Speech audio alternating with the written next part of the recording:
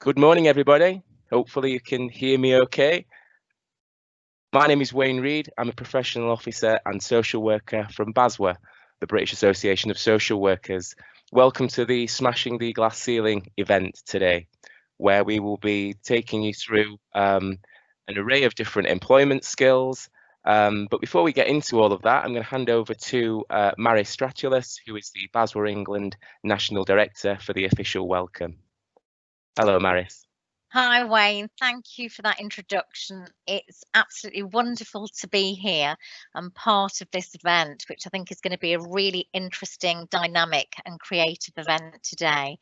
BASW England is really proud to be hosting this event in partnership with the Black and Ethnic Minority Symposium, which is a group of Black practitioners predominantly and representatives from ethnic minority groups that are part of a leadership group and a practitioner group, and I'll talk a little bit about that later.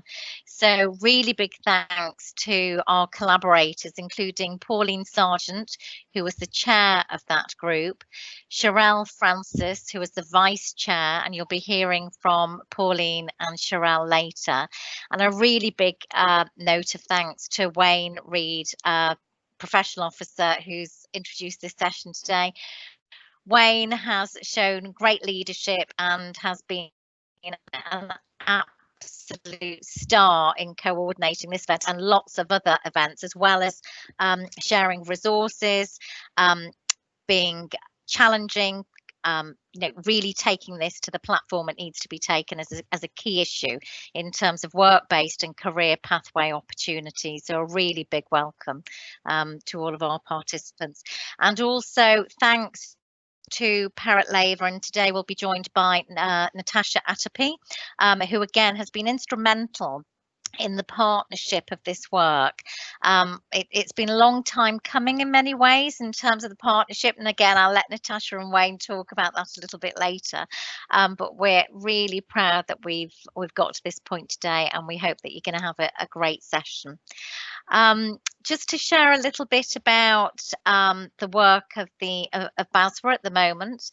So we're directly involved, as I've said, in terms of the development of the BPS. And the BPS group is very much an opportunity for Black and minority ethnic professionals and practitioners to come together in a safe space, which provides an opportunity for professional networking.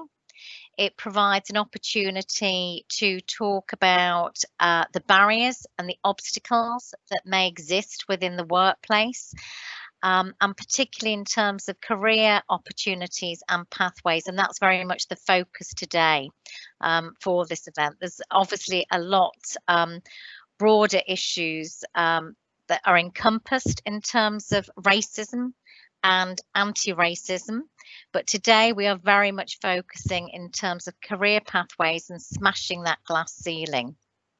The BPS is also an opportunity for Black professionals and leaders to be coming together to become spokespeople for the profession, and this is something that BASW England actively wants to promote and to support. And there is no doubt that when we look at what is happening around us, both in terms of the horrific murder of George Floyd, the movement of Black Lives Matters, but also the ongoing institutional racism and structural racism, we have to make a collaborative position, and as a white woman, as an ally, and I say this to members of the audience who are also white allies out there or on that journey, this is about collaboration. This is about acknowledging the racism and the discrimination that does exist within the workplace and within life. And it's about making sure that we acknowledge the reality check. There are less Black leaders in social care.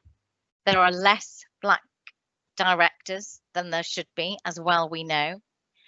We know that there is racism within the workplace. There are microaggressions, which can include people saying, I only said that as a joke. I didn't understand that. The indirect comments, the overt racism, the covert racism. You know, this exists, this is a reality, and I don't experience that racism. And in terms of the purpose of today and some of my comments, I'm also talking about racism experienced by Black people. So today is going to be very powerful in terms of some of the messaging. There's going to be a real rich diversity in terms of our speakers, in terms of sharing their wisdom, their experiences, their skills, their knowledge, their experiences from life, and what has helped and supported them on their journeys, and what have been the challenges, and what are the challenges still facing many of our colleagues today. I want to talk a little bit about being an ally as a white woman. And again, I think it's really important that as allies, we listen, we hear, we believe. And when I say believe, we believe racism exists, overt and covert. And I'm saying that because still today, there are people who say it doesn't exist. We have to act, and within the workplace, that's about, you know, it's about being active in terms of what obstacles need to be broken down. Where is the peer support networks? Where is the challenge to our colleagues when we actually see appropriate behaviour and actions? When do we get anti-racism on the agenda in team meetings, in supervision, in recruitment, in retention? Where are those discussions taking place? We need to create that space to make that happen. And it's constantly about examining your own value base and your belief system, and challenging each other and being prepared to be challenged. And it's also, as well as within the workplace, obviously it's about life in general, but from a social work perspective, it's also about social work education. It's about social work placements for students. It's about ASYE opportunities. Why are we hearing that there's a higher percentage of Black members of staff, newly qualified, that are being deferred or having their ASYE extended? We still do not have the data, but we are hearing from the Social Work Union of a higher percentage of Black colleagues, again, that are being referred in terms of disciplinary or grievance procedures. This is what we need to unpick.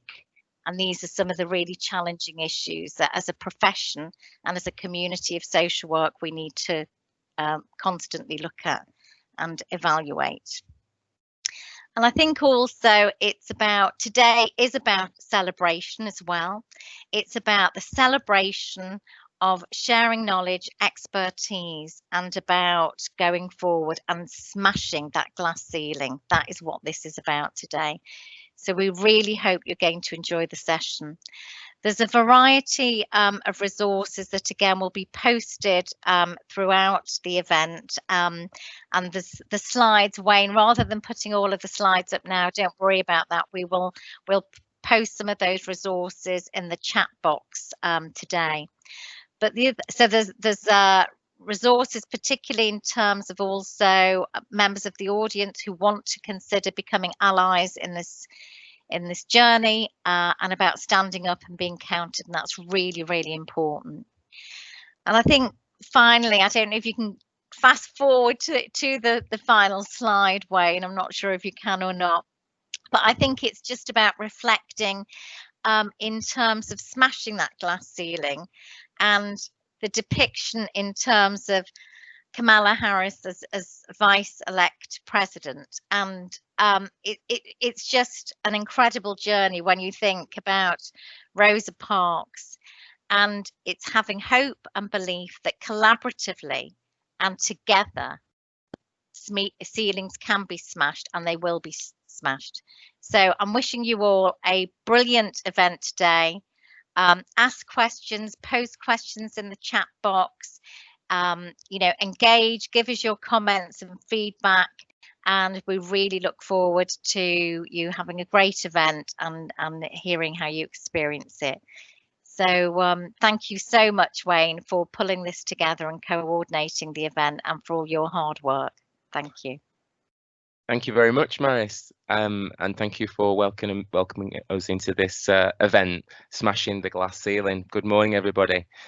Some of you, I presume most of you, I will have had some contact with at some point over the last few months. So thank you for taking time out of your busy day today to join us. The event is Smashing the Glass Ceiling. You can see the front cover there of my presentation. Before I get into that, I just want to say that the focus and the perspective that I come at this from this morning is very much based, I think, on my work over the last several months around anti-racism in social work, which some of you will be familiar with, I'm sure. And one of the things that I've found is one of the real commonplace factors across Black and ethnic minority cultures is the importance of stories. My presentation this morning is very much a story, really, of my career progression, which hopefully you can derive some transferable skills from, and hopefully will influence you going forward in the next steps in your career. So I'll get straight into things. The aims of this session is for me to give you an overview of my social work career, which, as I say, hopefully you will be able to derive some employment skills from going forward. I'm certainly not infallible, and I still have lots to learn myself, but where I can share wisdom, then I will. I also aim to provide some insight into the decision making, the circumstances and the outcomes that have affected my employment. I'll look to impart specific knowledge, experience and employment skills gained and deployed, which I've already alluded to. And I'll also outline some lessons learned, and there'll be an opportunity for questions at the end, which I'll invite via the chat function. So here's a very brief of my actual background. I'll start from the bottom where I'll start from the top where my career started as a placements officer, working for a private fostering agency within an administrative role. That role was very much something that I stumbled into up until that point, and we're talking around the year 2000. And I was 20 years old. I'd kind of bounced around a little bit, to be quite honest, in terms of jobs, and I lived very much for the weekend. But at this point in the year 2000, I began working for a private fostering agency, and the role, which I'll talk about later on, was very much my way into social work. I've then worked as a probation services officer, as a youth offending service officer. I then worked in adult mental health, in child protection as a duty and assessment officer, then as a young person's advisor, and then my first qualified role was as a supervising social worker, and then I've now been at BASW for just over 3 years, 3.5 years actually, I think.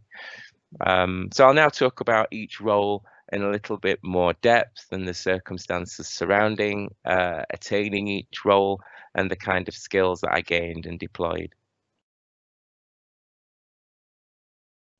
So as I mentioned, the first role was working as a placements officer, and the role entailed working for a private fostering agency in a team which managed referrals for foster placements from local authorities nationwide. I had an administrative role and I undertook the initial matching process, which involved identifying children's needs and cross-referencing these with potential foster carers' knowledge, skills and experience. But it's fair to say that my contact at that time with foster carers and children and young people was very limited, and the role was very much office-based, which was one of my frustrations, I think, at the time, that I did want to have more responsibility.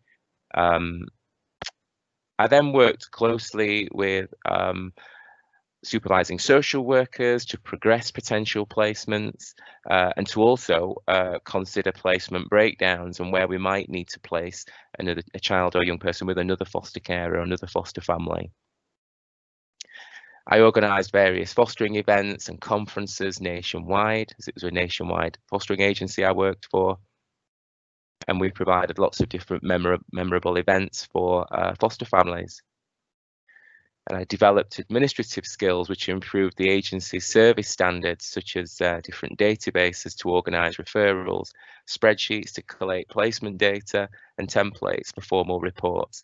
But as I say, it was very administrative, and some of those innovations were purely because I'd completed a qualification at the time, which might be outdated now, called the European Computer Driving Licence, or ECDL, for those of you who are familiar with that.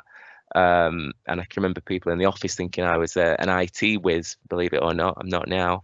So I developed a lot of those innovations and tried to be proactive. I gained valuable insight into the fostering system and the importance of foster placements and the role of foster carers in the community, and also the role of social workers and other frontline professionals.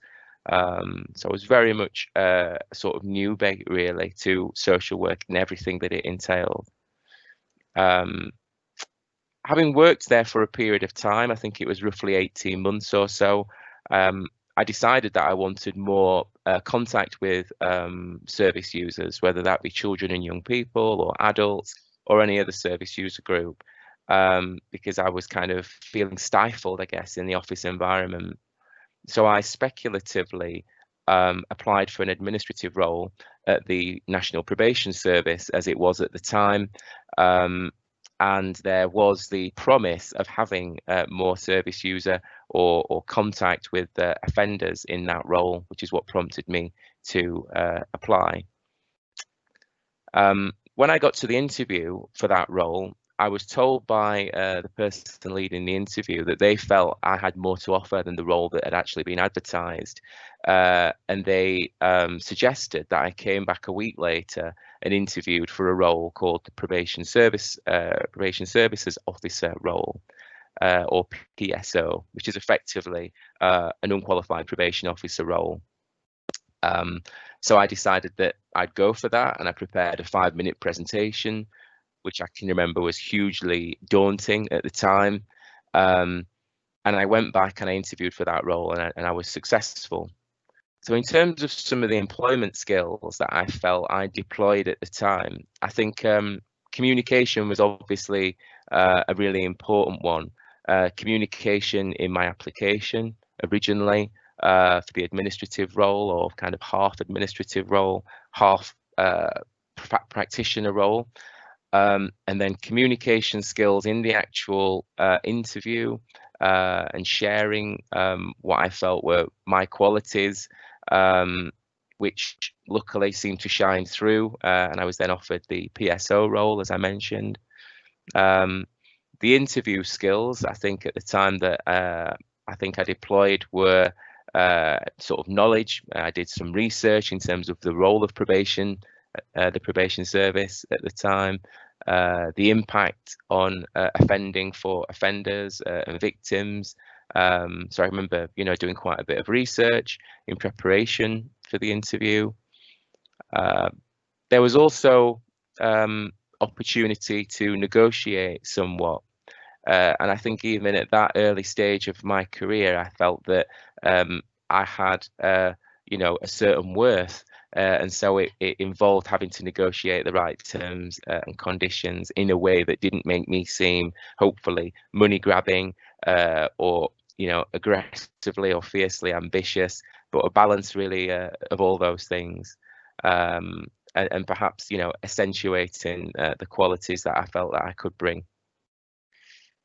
There was also important observation skills that I needed to make in terms of the difference that the role that I was being offered, what that brought, and the experience that I had up until that point, and observing the fact that actually I was really going to have to step my game up to a large degree, and also step outside of my comfort zone. But I can remember feeling sort of quietly confident about that at the time. And I think throughout all of that, I deployed a degree of self-awareness. And although I recognised some of the qualities I had. I also realised at that point that I did have lots to learn, and I was very open to the idea of being supported and mentored by colleagues. So moving on.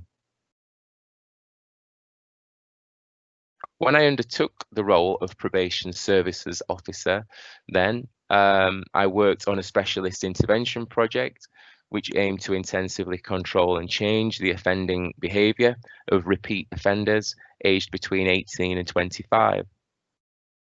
I worked with a range of statutory and non-statutory organisations and professionals at all levels to deliver a range of interventions to enforce court orders, reintegrate offenders into the community, develop group training, address substance misuse issues, provide mentoring, and so on. My duties also included supporting and managing a group of voluntary mentors, and that involved matching the mentors' knowledge and skills and experience to offenders' identified needs and risks. Supporting the mentors and support workers that I worked with, and I also managed a few complex cases of what were deemed young offenders aged between 18 to 25, reviewing outcomes and producing regular summary reports to senior probation officers. I also regularly assessed offenders' risk of harm to themselves and to other people, prepared what were called PSRs or pre-sentence reports with support from qualified probation officers, and developed verbal statements at different courts, namely magistrates and Crown courts. Now, as you can appreciate, based on my previous role, going from an administrative role to that role was a pretty huge jump, and it wasn't all plain sailing, but the project was regarded as a success. Offending stroke recidivism was reduced by 40%, and that particular initiative was later integrated into the mainstream provisions of the probation service in Yorkshire and Humber, where I'm from. And that was before some of the sort of large scale changes in the probation service, but it really was welcomed and embraced. So I do feel proud about what we achieved then. But I decided that actually, because that programme had been integrated into mainstream services, and as a young man, I think I was roughly 22, was aged between 22 and 25 at the time, it felt quite daunting then to be asked to work with offenders of all ages, aged between 18 to 65. And at that time, it involved breaching, what was known as breaching offenders at the time for not complying with their court orders and so on, and sending them back to prison. And many of them were significantly older than I was. So I felt quite patronizing a lot of the time to them, that I was actually patronizing them without really doing anything other than my job. So I decided that actually I wanted to work with young offenders with an age group that was closer to my own and felt that they would be able to relate better to me. So a job came up at the local youth offending service, and I applied for it. And one of my colleagues at the probation service actually applied for it as well. And we agreed that we would they wouldn't come between us, and that we would maintain professional and the right person would get the job. I got the job, and the day it was the day I sort of announced that to my colleague, she didn't speak to me again. Can you believe? And actually, kind of didn't take it well at all.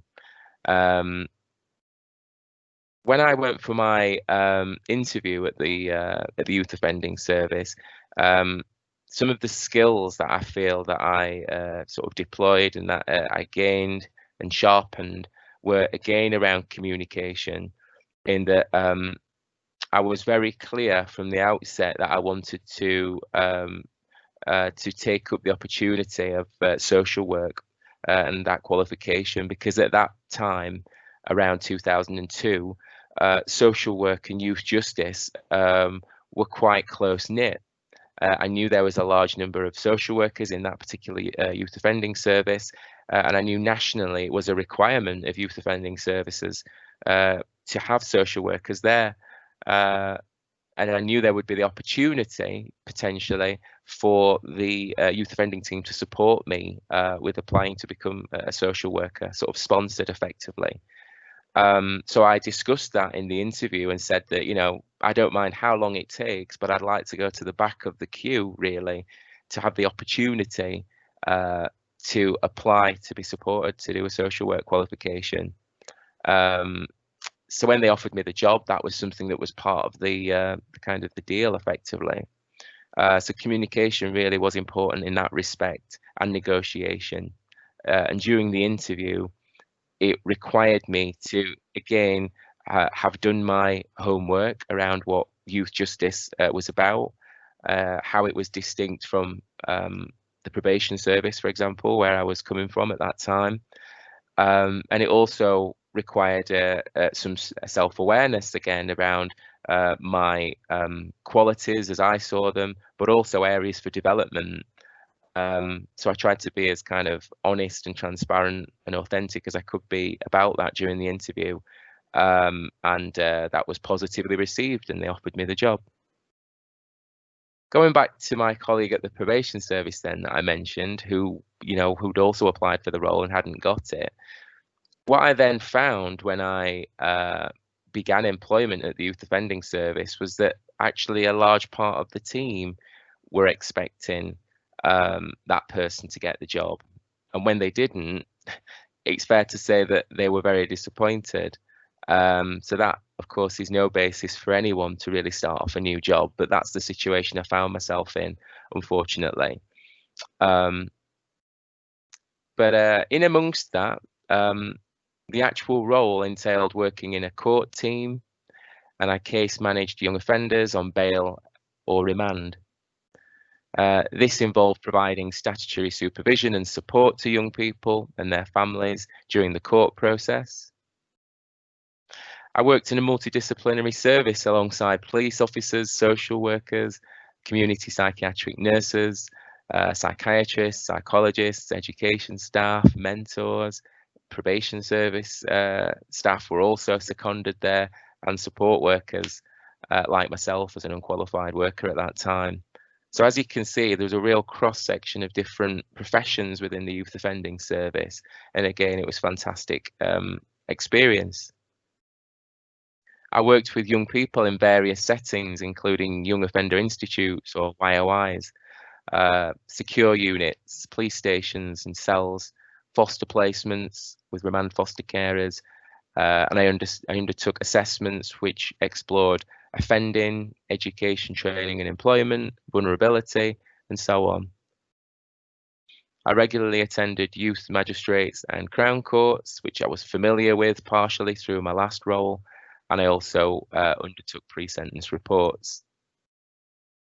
So as you can see, again, for a fairly young guy at that time, that was, you know, quite a lot of responsibility, quite a lot of experience that I was kind of that I took on in a very short space of time, and I found it was really beneficial overall for my development as a professional. In later years, I worked on a specialist program that was actually very similar to the one at probation that I'd worked at, that was aimed at young offenders under 18, but that's similarly around intensive supervision and surveillance of repeat young offenders. And I talked about the office culture there that I was working in at the time, and again that brought its own challenges, because not only was the role challenging, rewarding I have to say, but challenging, there was also the kind of office politics around that as well, which was tough to navigate, but character building. So I mentioned about the discussion I'd had in the interview for the role of young offending service officer or yacht officer, and one of the things I talked about was the opportunity to take up the social work qualification. I would say after about 2 years or so, when I inquired about my place in the queue for that, I was told that youth offending services were now undertaking their own qualifications prescribed by the Youth Justice Board, and that there would be a separation of youth justice from social work. So effectively, I had to take youth justice qualifications and not social work ones, which I was disgruntled about, and I make no bones about that. And so I went through a process of challenging that, which I eventually was successful in, and I was given the opportunity to apply to be supported in undertaking my social work degree. So I applied for that, and I was successful based on sort of merit, and I was sponsored then by my employer to undertake the social work degree. But as part of that deal, effectively, I was advised that I would need to move from the youth offending service where I was at to a mainstream social work team to be able to, progress that qualification. So in terms of the employment skills that I deployed at that time, because of the kind of negotiation that needed to take place around the social work degree qualification, which I have to say was through the Open University, and it involved working full-time alongside studying full-time. And my first daughter was born in 2006 as well. So, busy times, difficult times, character building times. But it was very, very tough, but also something that I think really defined my character at the time. And so, looking back, reflecting on that, I sort of wouldn't have it any other way. But some of the skills that I deployed around navigating some of that was certainly around assertiveness. And, it would have been very easy for me to just kind of roll over, really, and undertake the youth justice qualifications, which I did do one, in fairness. But I wasn't prepared to do the youth justice degree because I felt that would kind of go against what was agreed initially in my interview for that role. And so that's where I then needed to challenge that. And as I say, I was successful. But that really required a large degree of assertiveness and self-confidence, and being able to communicate and articulate my perspective, my rights in different forums, in a diplomatic way, and utilising the various support available to me as well. It's fair to say that in that role, I also developed a good positive relationship with a colleague, an older colleague, who was my mentor, and I'm still mentored by that person today. A retired guy, he's been retired about 6 years, but I met him at the youth offending service, and he's actually been very instrumental throughout my career.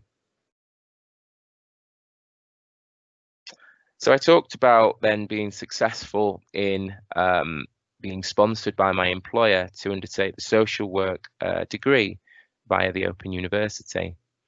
My first placement entailed working in a community mental health service.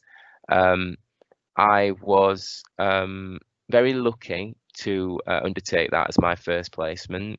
I was fortunate that a colleague who had worked at the youth offending service had moved to work in this particular mental health team, and he supported me in that being my first placement, and that involved working in a CMHT or community mental health team with adult service users with severe and enduring mental health issues. These included schizophrenia, psychosis, manic depression, and personality disorders. I undertook assessments under the Mental Health Act and the Mental Capacity Act, and provided direct support and worked with support networks. My role was to support service users in the community with housing, education, training and employment, substance misuse issues, social inclusion, and implement safeguarding strategies. I prepared reports for mental health reviews and tribunals for service users detained under the Mental Health Act. And I worked in a multidisciplinary team alongside social workers, community mental health nurses, occupational therapists, psychiatrists, psychologists, consultants, and various types of support workers. So again, a very rich experience, exposed me to things that I was totally unfamiliar with, and really sharpened, I think, new aspects of my kind of professionalism and the way that I conducted myself as a practitioner. But it was a short-term student social work placement, and I returned to my substantive role, which at that time was a young person's advisor role. That was the substantive role that I moved to from the youth offending service, which I'll come on to shortly. The employment skills I deployed. So whilst I was in the role as a student, I proactively looked for opportunities to capitalise and maximise on to improve my employability once I was qualified. I knew mental health wasn't an area I particularly wanted to move into once qualified, but I was still keen to take on as much as I could and absorb as much as I could in terms of my professional development. I then went back to my substantive role as a young person's advisor, which I'll come on to shortly.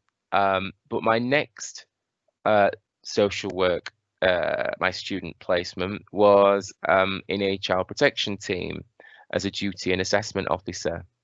And I worked in a short-term team with children and families. I undertook statutory assessments under the Children Act, and I explored issues of unmet needs, problematic behaviours, abuse, neglect, domestic violence, family breakdowns, substance misuse, and other welfare issues. I worked in partnership with schools, health visitors, police, members of the public to promote children's welfare. And I organised child protection conferences, core groups, children in need meetings, looked after child reviews and other formal meetings. And I'm conscious actually as well that some of this terminology may have changed over the years, so do bear with me. I collated information from a range of sources to produce comprehensive, evidence-based and robust assessments and reports.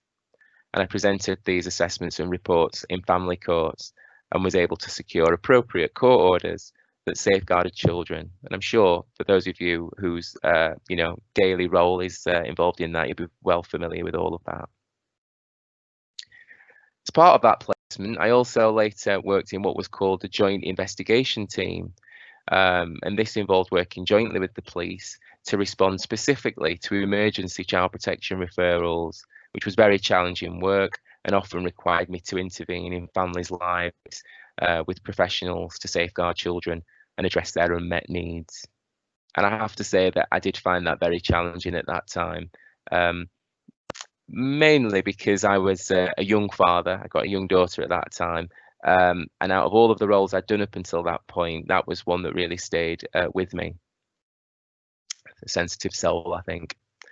And as I say, it was a student role, it was a student placement. So again, I looked for opportunities to proactively capitalise really and maximise on how to improve my employability once qualified.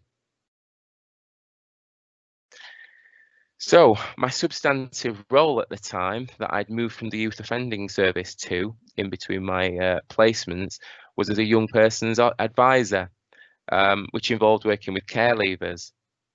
And I had statutory responsibilities under the Children Leaving Care Act 2000.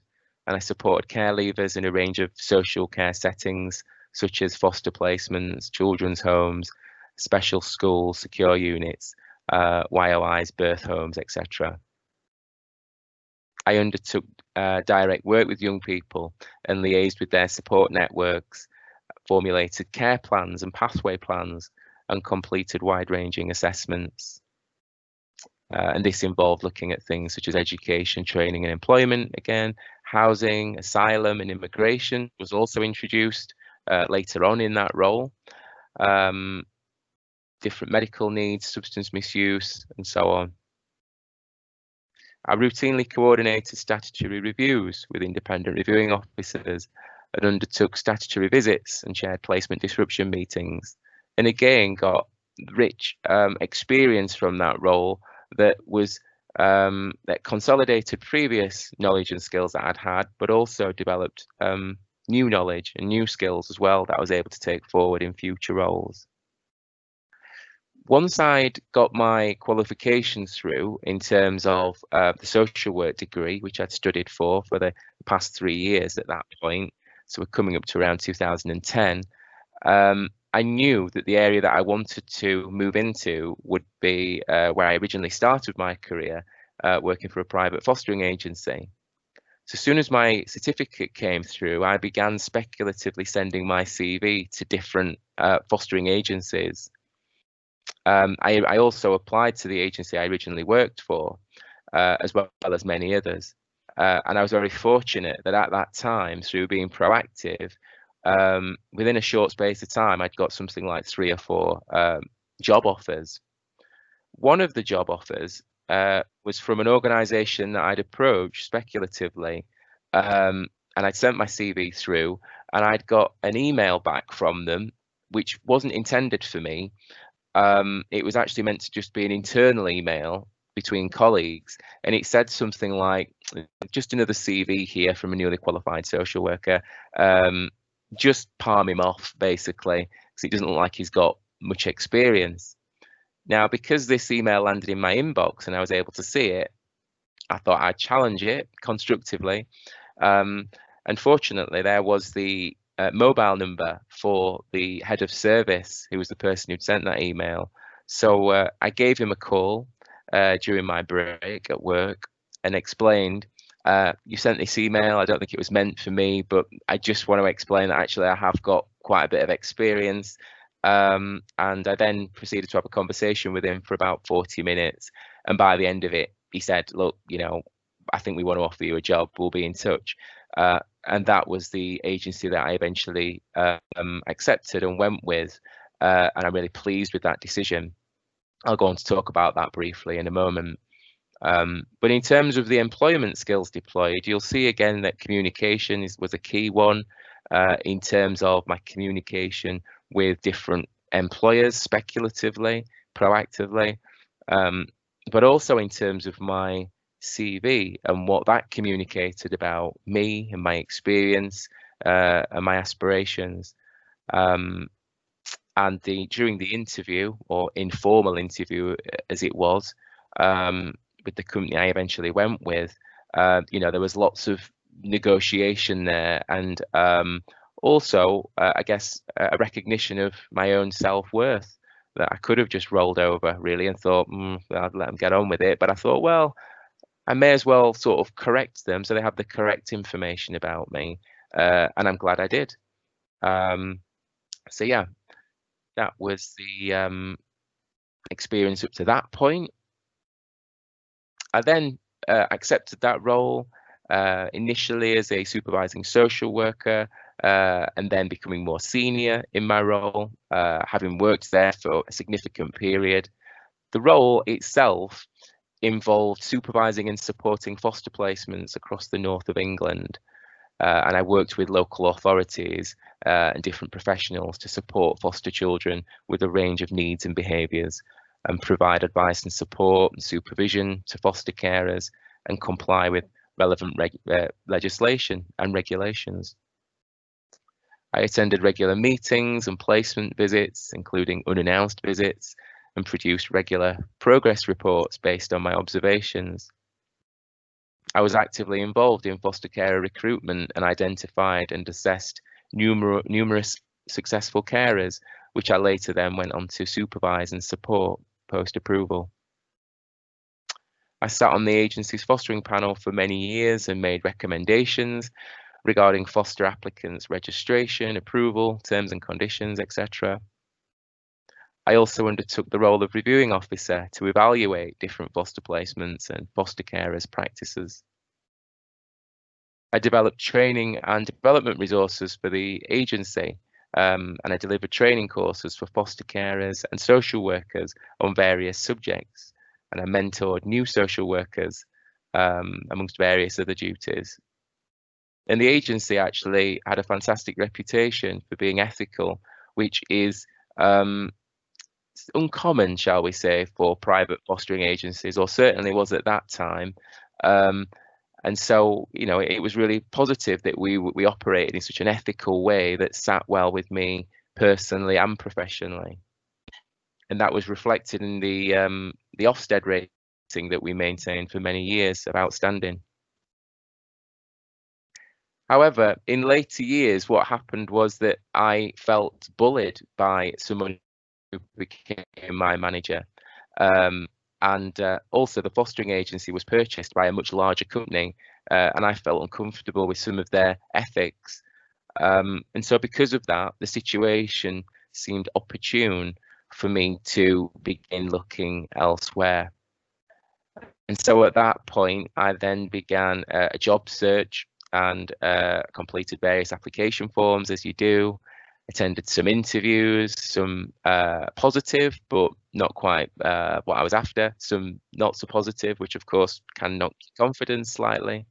Some of the other skills that I deployed were around the actual exercises that we're asked to undertake during recruitment processes. And you know, sort of assessment days and tests and so on, and also the negotiation, another key but common theme really throughout my employment, the ability to negotiate and not necessarily just accept what's on the table. So yeah, okay, so I then applied for the role at BASW, which I have to say initially was I didn't think I had any chance really of being considered by BASW. That was my initial feeling. I didn't know much about BASW at all. I didn't have much of a presence in my part of the world in Sheffield.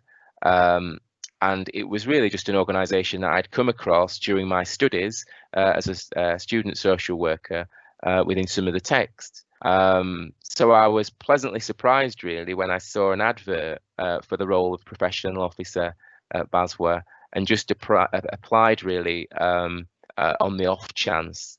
And surprisingly, I got an interview, had an assessment day, as you do. And then I remember being on holiday and getting an email confirming that I'd been offered the post.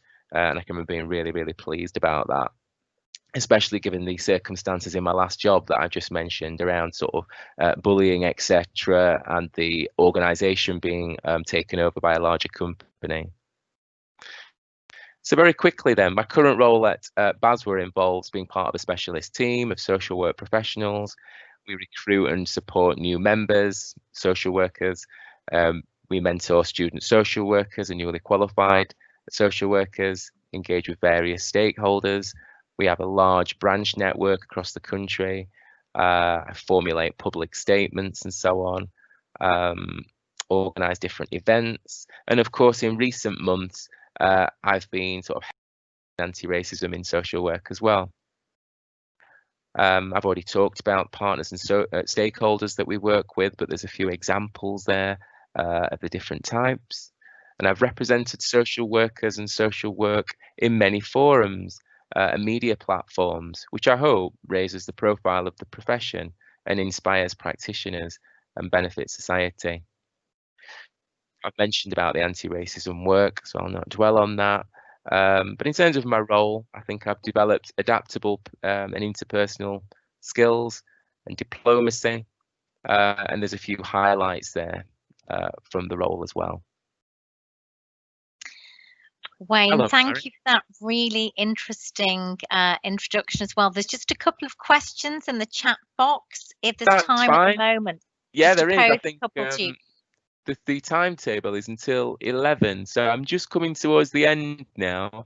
I think there's only 2 more slides, and then I'm happy to take some questions. I can see they've been pinging in, so hopefully there's not loads. All right, yeah. So this isn't a slide I'm going to dwell on, but I just want to mention that all of the presentations from today will be sent to all of the attendees or people who have booked via the website. So you will get a chance to look at these presentations in more depth. This particular slide is just a collection of different mantras really that have helped me and that will hopefully help yourselves going forward as well. And here is just a list of lessons learned, which again, I won't go into huge detail and you can look at in your own time, but just to, you know, pick out a few. Don't be afraid to ask questions. No question is a silly question. If you don't know the answer, ask the question would be my advice. Do your homework, be prepared and be proactive. as you'll have seen throughout my career progression, there's been lots of occasions where I've had to do that, and it has been beneficial. And finally, be authentic and stay true to yourself, which is something that, you know, I really pride myself on, really above all else, that you know, I'm clear on who I am and what I'm trying to achieve. And also, there's a slide here with tiny text. I do apologise, but it is just a flyer for the BPS group, the Black and Ethnic Minority Professional Symposium. I just wanted to give you a view of the aims and objectives of that group. Although it's a closed group at the moment, we will be reviewing next year as to whether we're able to expand places. So do look out for that in case we're able to do that. Okay, I'm ready to field any questions now, Maris, if there is some. Yep, so that was really informative, Wayne, and thank you so much for sharing your personal experiences and expertise as well. We won't be able to cover all of the questions, but I've certainly got a few here to just share with you. So first of all, Natalie would like to ask you about when you were appointed to the post where the other post that your colleague wanted and then stopped talking to you. How did this affect you in the way that you worked, and did it make your job harder? Yeah, what was most difficult at that time, to be honest, wasn't so much my colleague who, you know, basically I was in competition with for the job, because although she stopped talking to me, I'd got one foot out the door, to be honest. I was due to be starting a new job quite soon. So it was a bit awkward at times, but I felt I was just doing what we'd agreed, which was that the better person for the role would get the role. So I just carried on in that vein. What was more tough was actually in the new job, because they were expecting that person to get the job. And when they realized I'd got it, just getting off on that sort of footing with a staff team who basically aren't happy to see you, you know, was quite tough. And you know, just as an aside, my desk was situated in the corner of the room facing the wall. Can you believe? So, you know, really difficult times. But as I was saying, character building, and yeah, it's kind of helped me to become the person who I am. Thank you.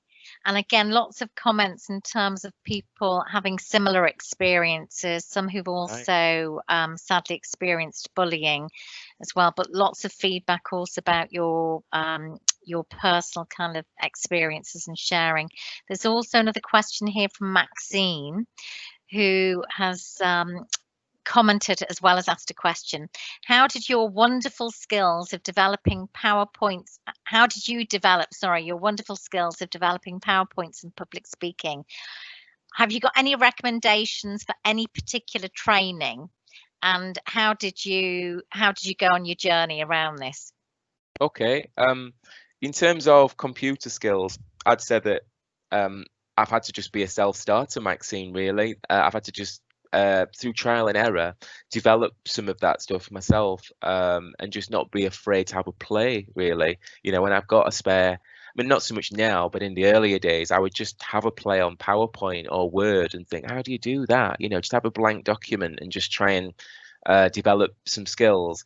But also, I think within my presentation, I mentioned that I did an administrative qualification, or a qualification whilst I was an administrator, called the European Computer Driving License. I don't know if that still exists, but I found that to be hugely beneficial. So if you get opportunity to do something like that, and it is an online course, or it was at least, I did that in my own time, but my employer at that time financially supported me and gave me a little bit of work time as well for the training sessions. I'd encourage anyone and everyone really to do that, because it gave me a real kind of confidence, I think, with all Microsoft products. But as I say, it's a bit outdated now because it's going back some years since I did that. In terms of in terms of public speaking as well, I'd say just throw yourself out there. I'm certainly not a polished public speaker, as you've probably seen this morning, but I just think it's important just to throw yourself out there sometimes, and just, you know, you have to kind of learn through trial and error with that as well, and just be as confident as you can be. And in terms of support structures as well, Wayne, we've got a question, well, it's a comment, but leads into a question from Ugana about bullying and kind of raising that really difficult issue in terms of how many jobs can you leave due to bullying. What would you say in terms of your career pathway and as a Black man, both in terms of experiencing racism and bullying? What kind of strategies have you adopted to survive the system, really? Okay, I think a key one has to be realizing your support networks and utilizing your support networks as well. And they may be informal, they might be formal. It's about recognizing where your allies are, both inside work and outside work. I talked about having a mentor for many years, which I still have, and I pride myself in being my mentor. I think it's important to have a mentor as well. And specifically, I mean, I mentioned right at the beginning about stories being common for Black and ethnic minority communities. I think respect of elders also is.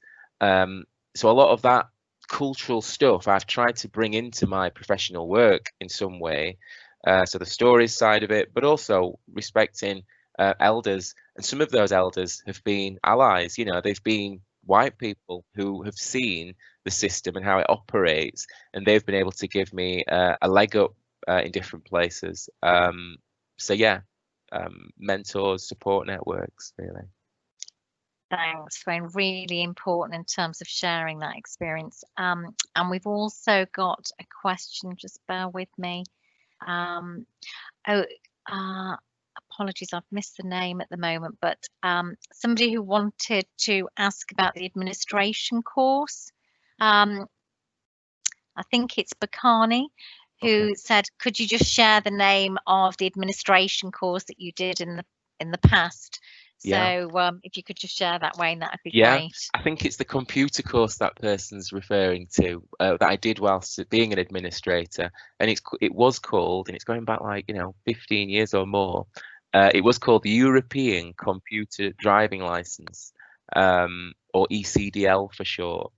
I don't know why it was called European Computer Driving License. I don't know if coming out of Europe or Brexit will affect that in any way. But yeah, anything really that is going to teach you how to use Microsoft Office and all the products within that.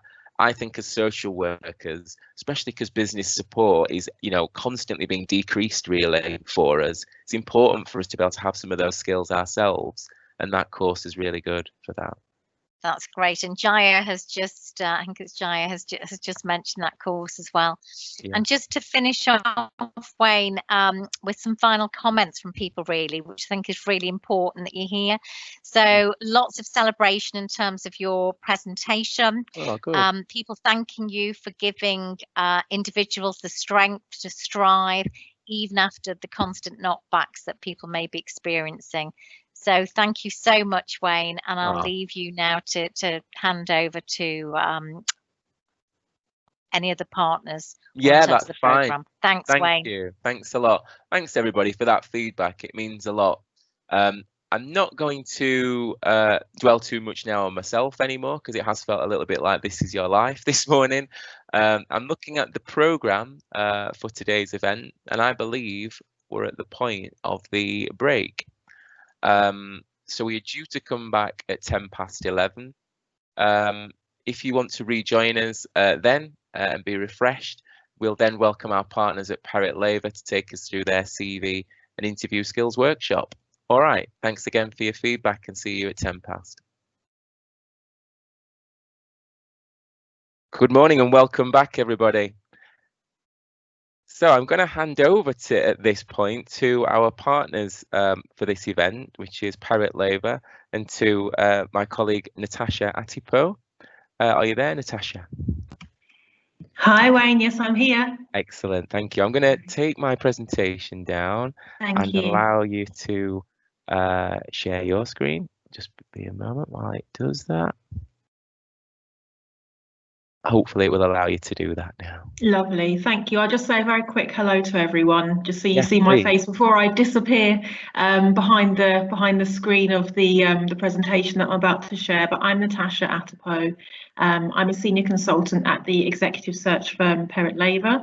I will explain a bit more about the work that we do and a little bit more about why that might be of interest to you in a moment while I put the presentation up. But just wanted to show a face before I do that. So I'm now going to share the screen, and hopefully it will work for everybody. Do let me know if you have any difficulty seeing it. So let's see, this should work. Yeah, that looks good, Natasha. Excellent. Is that okay? I'll hand over Lovely. to you now. Thank you very much. Thank you, Wayne. Lovely. Okay. So good morning, I'm Natasha. A little bit about myself. As I said, I'm a senior consultant at the search firm Perrett Laver. I work specifically in the higher education area of our business, but we work with a number of different mission-driven sectors, and I'll tell you a little bit about those in a moment. But my specific area is higher education, as I said, but also aligned sectors around social enterprise. I've worked a little bit in the not-for-profit space, a little bit around healthcare and justice as well. I've got 10 years experience in executive search, and I also, and this is particularly important I think for today's workshop, I also lead Perrett Laver's BME Leadership Network, and that is a network, as the name suggests, specifically for individuals, professionals from BME backgrounds and communities who are interested in developing and improving their career prospects, and who aspire to senior leadership roles of the nature that we, for example, at Perrett Laver would deal with. So there'll be an opportunity to talk a bit about that a little bit more later on, and also after the session. But if anybody is interested in knowing more about that, then we would love to support you through that network. So Perrett Laver itself, so we're an executive search firm. What that means, for those who are not familiar with the term, we are a recruitment organisation working on senior leadership appointments. So we work with senior leadership teams of organisations looking to bring in leaders for their to join those senior teams. Mission-driven sectors is where we are particularly focused, as I say. So you'll see, hopefully you can see our practice groups set out there. That's just a snapshot really of the key areas that we work in, but there's a lot of fluidity across that, and we are one of the top 3 search firms globally focused on these particular mission areas, and we're also a 100% employee-owned business. What I want to do today is just give you a little bit of an insight and an overview of how we work as a search firm, which is applicable if you're working with any search firm, I think, at this level, but also to help and support you as you move through recruitment processes for roles that you might be interested in. So I really want to give you, I guess, what you'd call an insider's perspective on how you can best position yourself in relation to recruitment processes for leadership roles. And this is applicable across various sectors. So whether it's social work and social care, healthcare, or other sectors, I think the principles that we'll discuss together today will be very much relevant to that. I think it is important to understand how we as headhunting firms work in particular, because it does tend to be the case that the higher you move in your career, the more likely you are to come into contact with a firm like ours, who will be helping to manage the recruitment process with the organisation or the agency that you're applying to work with. So it's good to just have an insight into how our processes work. So what we do in recruitment for senior leadership roles can often be seen as a bit of a dark art. I really want to equip you with some of the skills that you're going to need. So the format of today's workshop, first of all, we'll talk about executive search firms, so just setting out the foundations of who we are, what we do. So we've just got all of that very clear. And then I want to talk to you about some CV and interview skills preparation that you can be thinking about as you think about future roles. So some tips on preparing a CV for maximum impact, some thoughts around taking care of your online profile, which is increasingly important, as I'm sure we'll all be aware these days. Talking about interview technique as well, and some tips and thoughts that you can use around that. And there's the opportunity for a breakout discussion there, because I do want to make sure that this is interactive as well as me talking to you. I'd like to hear your thoughts and your views, so please do chip in there. And then a little bit about what recruiters are looking for, which we won't spend too long on, but there is again a little breakout discussion just to elicit your thoughts and for us to have some back and forth together and get your thoughts and questions. There will also be some time at the end for reflections and Q&A on any aspect of what I'll cover in today's presentation. So do feel free, as you did before, to drop any questions or comments into the chat box, and I will make sure that we come back to those and answer as many as possible before the end of the session. So I think without further ado, let's get started. So just to give you a quick idea of kind of what we do as executive search firms, actually it'd be really helpful just to hear your thoughts. And I don't know if Simon or Wayne, you might help me with seeing what's in the chat, because I don't think I can see it from here. But I'd love to just know, first of all, what people think, because I know there are lots of different views out there and varying degrees of familiarity. So there's some questions here. I'll be really interested to know whether you've interacted with a search firm before, or been a candidate in a senior recruitment process. How did you find that experience? What support did you get from either the search firm you're working with, or if you weren't working with one, the hiring organisation itself that you were dealing with to help you to prepare? And how familiar do you feel with how these recruitment processes work? So any thoughts that anyone has to start off with, I'd just love to get a feel of where you are. And I'll give you a couple of minutes to have a think about that, and do shout out to me, Wayne or Simon, anything that comes through. Yeah, for sure. I think people are just having a think. Thank you. Okay, we have in the chat from Sonia, I worked with Penna.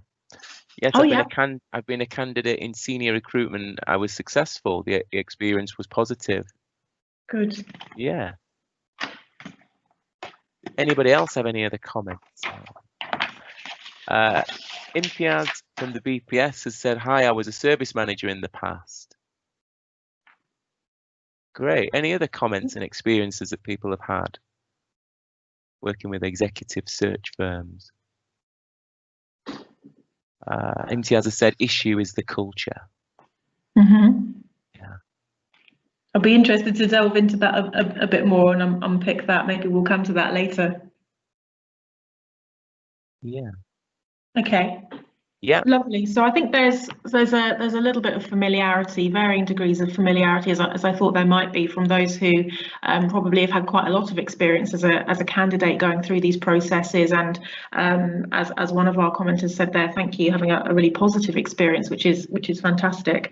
And there is something around culture as well, I think, that we're very mindful of at Perrett Laver, and perhaps we can unpick that a little bit later, but things like unconscious bias and general attitudes of a hiring organisation, really getting a kind of match between understanding of the candidate's culture, the client's culture, and how those two come together in an interview process is something that's really interesting to explore.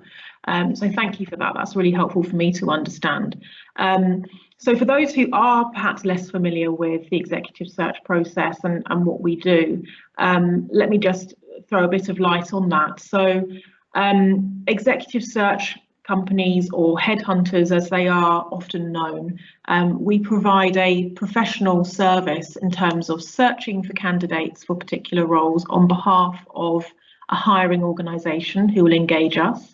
and we support with a selection service as well. So what this all means together is that we identify candidates. So we go out, we conduct research, we utilise networks to identify people who might be suitable and interested for a particular role.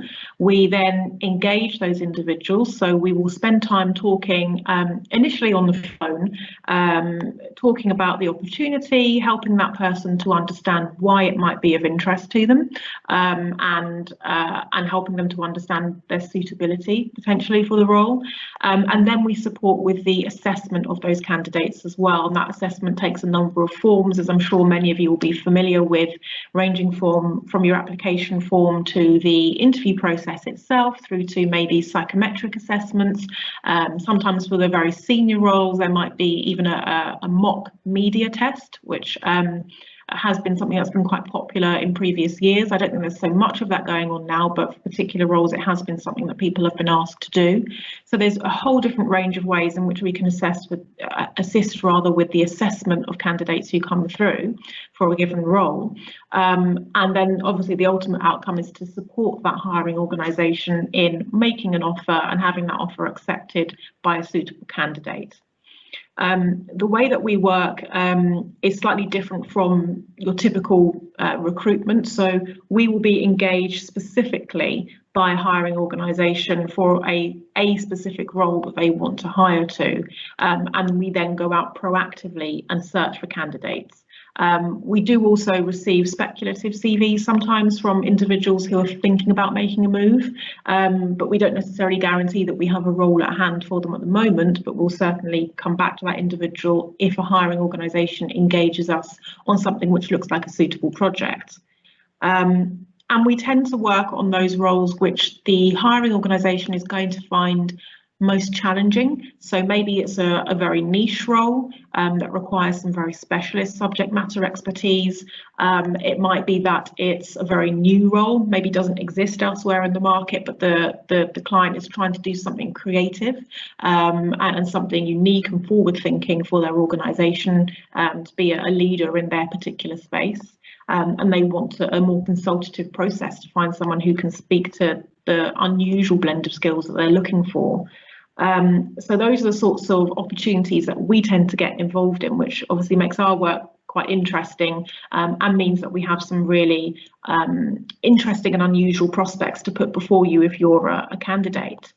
The sorts of roles that we might be involved in, specific titles will obviously vary across sectors, but broadly speaking, you have your subject matter specialists and practitioners. So whether that's a social care professional, social worker, whether that's someone in the medical field, whether that's somebody who's senior in academia, or in the not-for-profit sector, a real subject matter expert who will know how things work day to day and be able to operationalise that, through to CEOs and functional leads for areas like HR, finance, marketing, etc., and also board level appointments, so chairs, trustees, all those sorts of members who look after the governance of an organisation are roles that we might be involved in supporting. And to give you a very quick overview of a typical search process, so you know how this kind of plays out.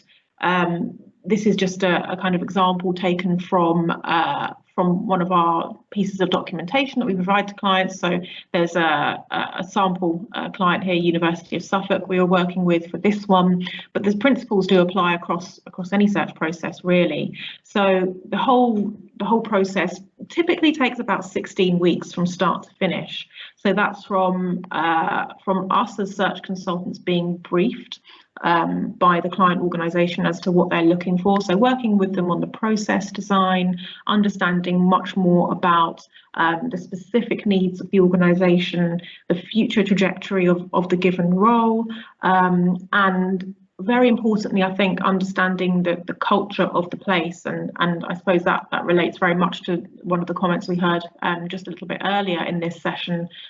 Culture is really important, and that's something that we really try to get under the skin of so that we can communicate that to you as a candidate as effectively as possible, and that's something that you can really use your search consultant for, to understand what it is you might be getting into if you're looking at going for this role. So you've got the process design and consultation at the beginning of the 16-week period. We help to design advertisements and candidate materials such as the person specification and job description, which come together in a candidate brochure.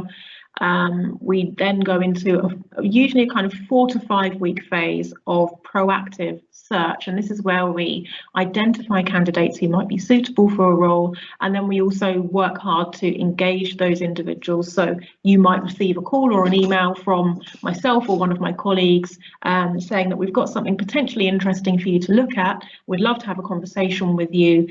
We organise a time to do that, and we can spend as long as you like talking through the details of this opportunity and see if it feels like something that could be good for you.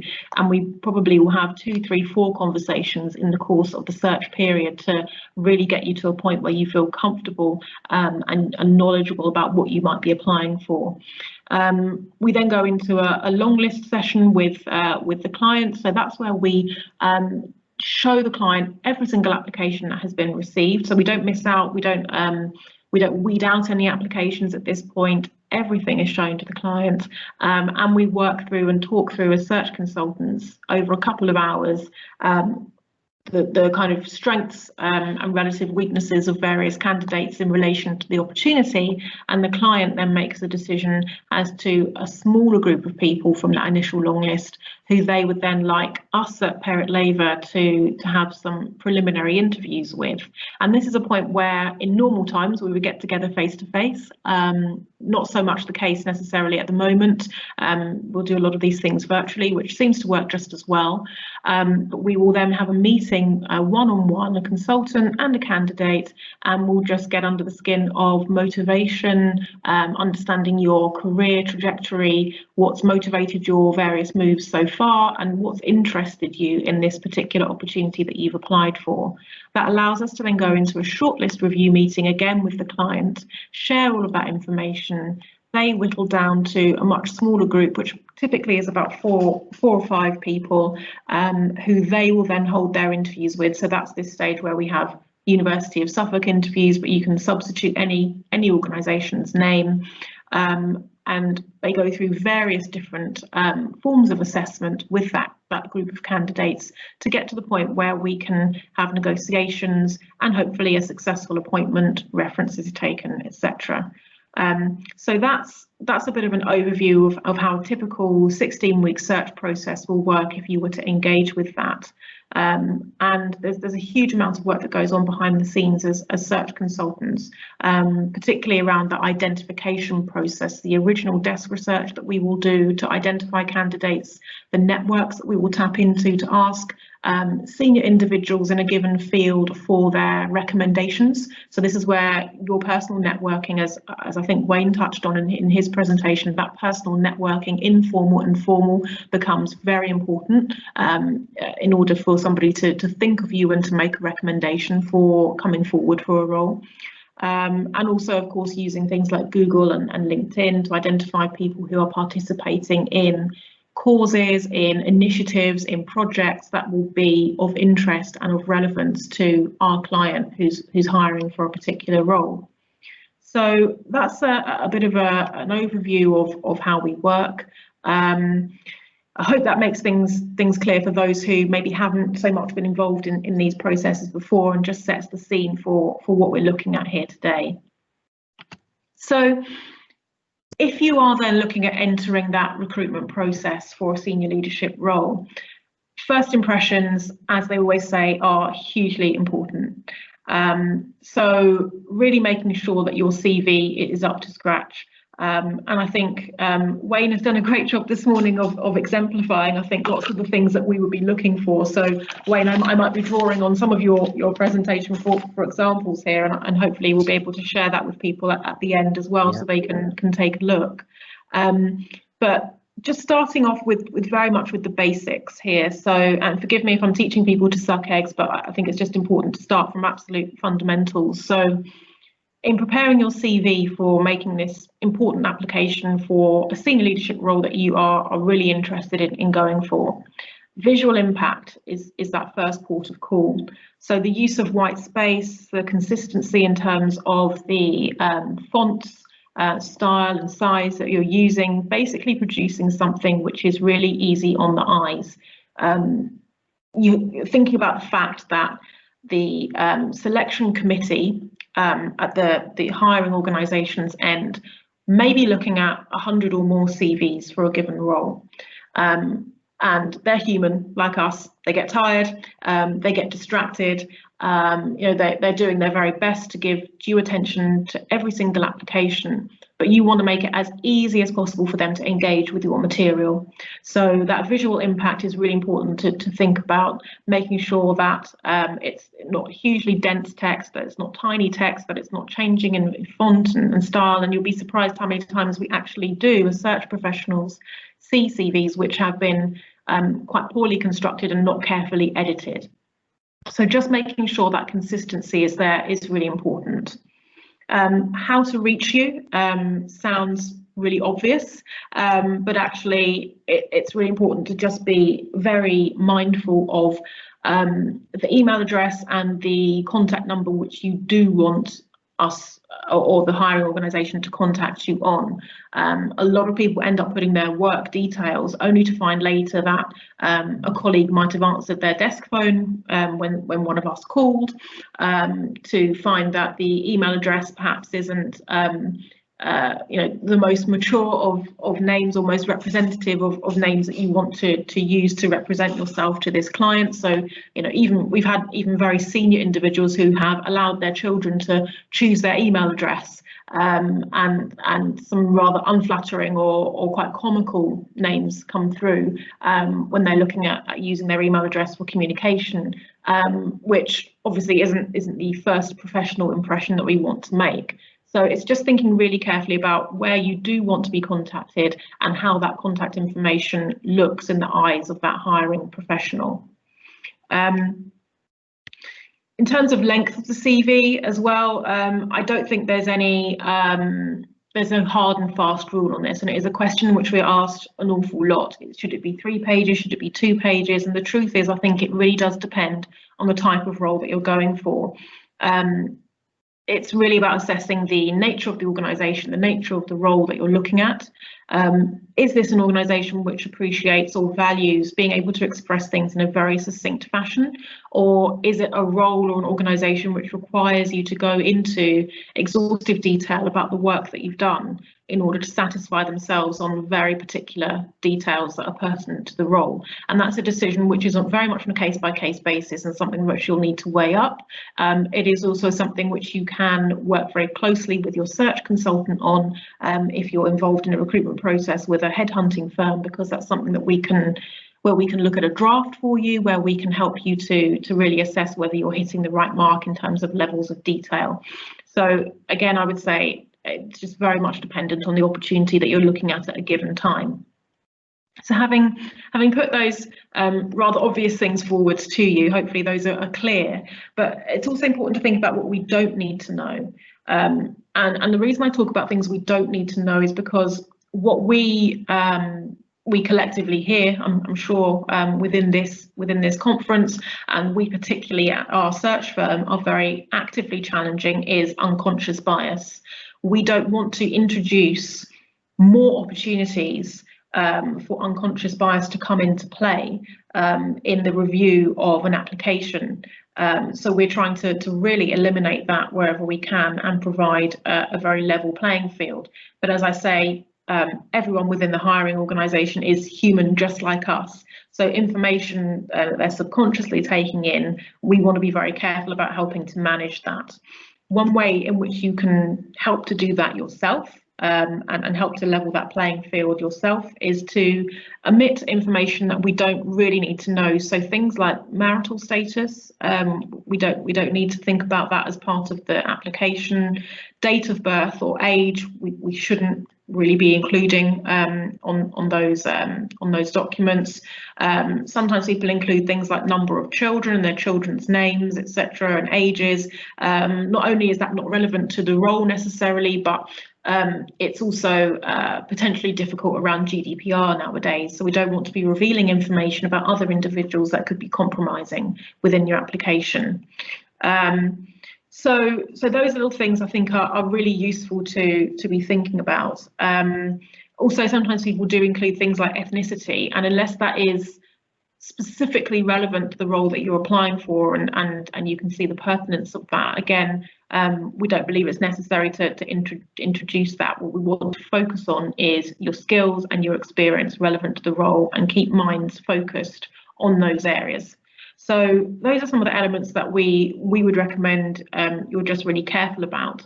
If you do submit an application that contains some of those pieces of information, we as a search firm will go back and redact those sensitive items, so that when the information is presented to the client, they don't have sight of that. But obviously, it looks a little bit unsightly if we have put, blacked out certain things on the CV. So best if you just monitor that yourself and make sure that you're only presenting what you feel is strictly relevant to the opportunity at hand. Then, thinking about what do you actually include in the CV when you're setting out your various roles. And again, I'm going to refer to Wayne's presentation earlier today, because I think this was a really strong example of how you do this. So what Wayne did really well, I think, was presenting his career progression in terms of the impact and the achievements which he had in each role. So one of the things which is an immediate kind of easy pitfall to fall into with the CVs is to simply write out the vanilla job description or person specification that you were given when you applied and you took on the role, that sets out your duties.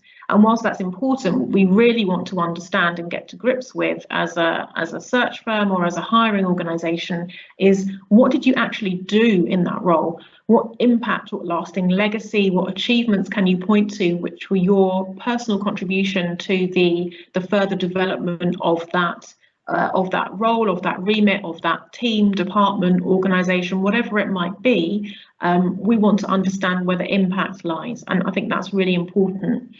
To make that really resounding, it's important to set the scene as well. So let the hiring organisation understand the size and the scale and the purpose of what you were working on. And this can be just a very short line where you introduce each role. You've got the name of the organisation, and you just very simply introduce organisation is, 10,000 people across across the UK. I was working in a team of 10, 20, whatever it might be, and the purpose of this team or this department was to do X. And that can literally be a single sentence in small font under the title of the role and the organisation you worked at, just to set that scene so we know what we're dealing with, and the hiring organisation can then make a comparison. Okay, that looks very similar to what we're dealing with in our role, or actually it's bigger than what we were dealing with, or it's somewhat smaller than we were dealing with. It just really helps to set that context. We've covered responsibilities versus achievements just now. I think being really upfront and explicit about any moves or short periods in post, and again, this you can look at Wayne's example of how he's noted at the end of each of his roles the reason for moving on, and we just find that really useful for making sure that any gaps in your CV are accounted for, and really just looking at answering any questions up front. Don't give the client or the hiring organisation opportunity to pick holes or to be left with questions lingering in their mind. It's really important to address those up front and just make sure they understand clearly. We all understand, particularly in the way things are in the world right now, with current circumstances, there can be all kinds of reasons why a career doesn't necessarily develop in a linear fashion. And it's not even really about having a very linear career these days, but it is important to really just explain and exemplify how you've made your decisions, what's motivated your moves, and then as you'll explain within the detail of your description of your role achievements, what you've learned and what you've achieved there. So don't shy away from the things which seem like they might raise questions.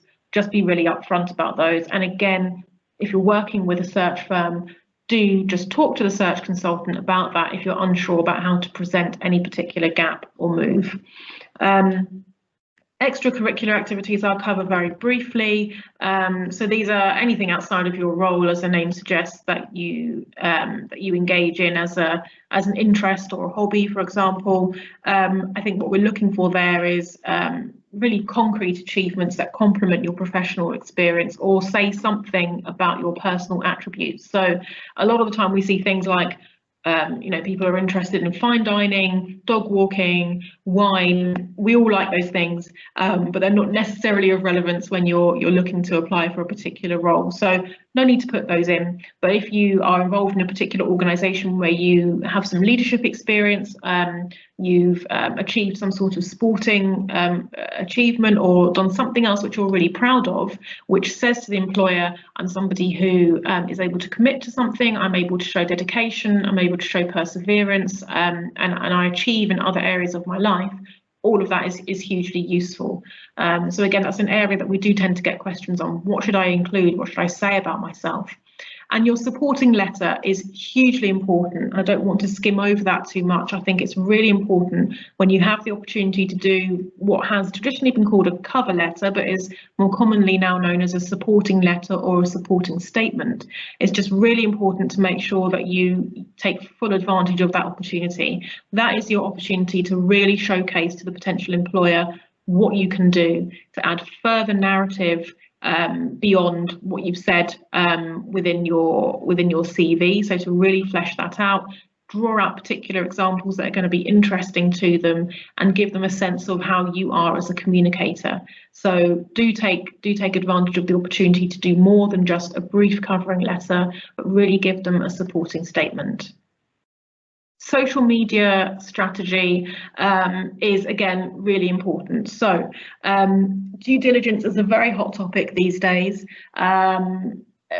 We on every search that we carry out as a firm, we will conduct a due diligence check on our long listed candidates to make sure that there isn't anything untoward or anything that the hiring organisation might find unpalatable.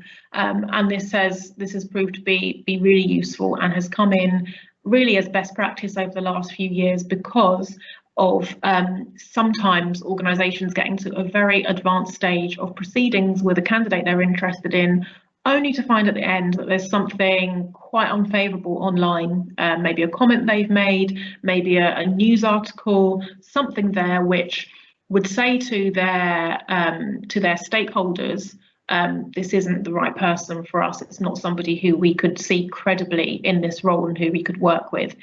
No one wants to get to that stage to find that out. So that will happen quite early in the process. And therefore what that means for you as a candidate is you need to Google yourself. If you haven't already done that, if you don't regularly do that, do. Google yourself and ensure, go back through the first 10 pages, I would say, of Google, because that's what we will do as a search firm. Is there anything you would feel embarrassed for an employer to see? Think about very carefully, what do you want to share with your professional world? So social media, things like Instagram or Facebook, you probably want to have those on private settings unless there's something related to your profession which you feel is suitable to be shared, but it's best to keep those private. Twitter is a bit of a minefield. That's something which can be particularly looked at by a hiring organisation in terms of looking for any extreme views, trolling, adverse commentary that might be on there, going back even several years. And I'm sure we're all aware of news stories that have come out where high-profile individuals even have fallen foul of some comment they've made in the past, which means that they're no longer wanted for a particular role. I think what we're not saying, and I want to emphasise this, we're not saying that it's a problem to express personal opinions, to express political opinions, but it's about the way in which that is done. So it's about doing that constructively. I think we're yet to find a hiring organisation who is simply interested in a very vanilla candidate who has no views on their profession or on the world that impacts that profession. So it's not to say that you mustn't have anything going on Twitter or these other platforms, but it's about the constructive argument, the constructive conversations that would not reflect badly if the organisation was to hire you.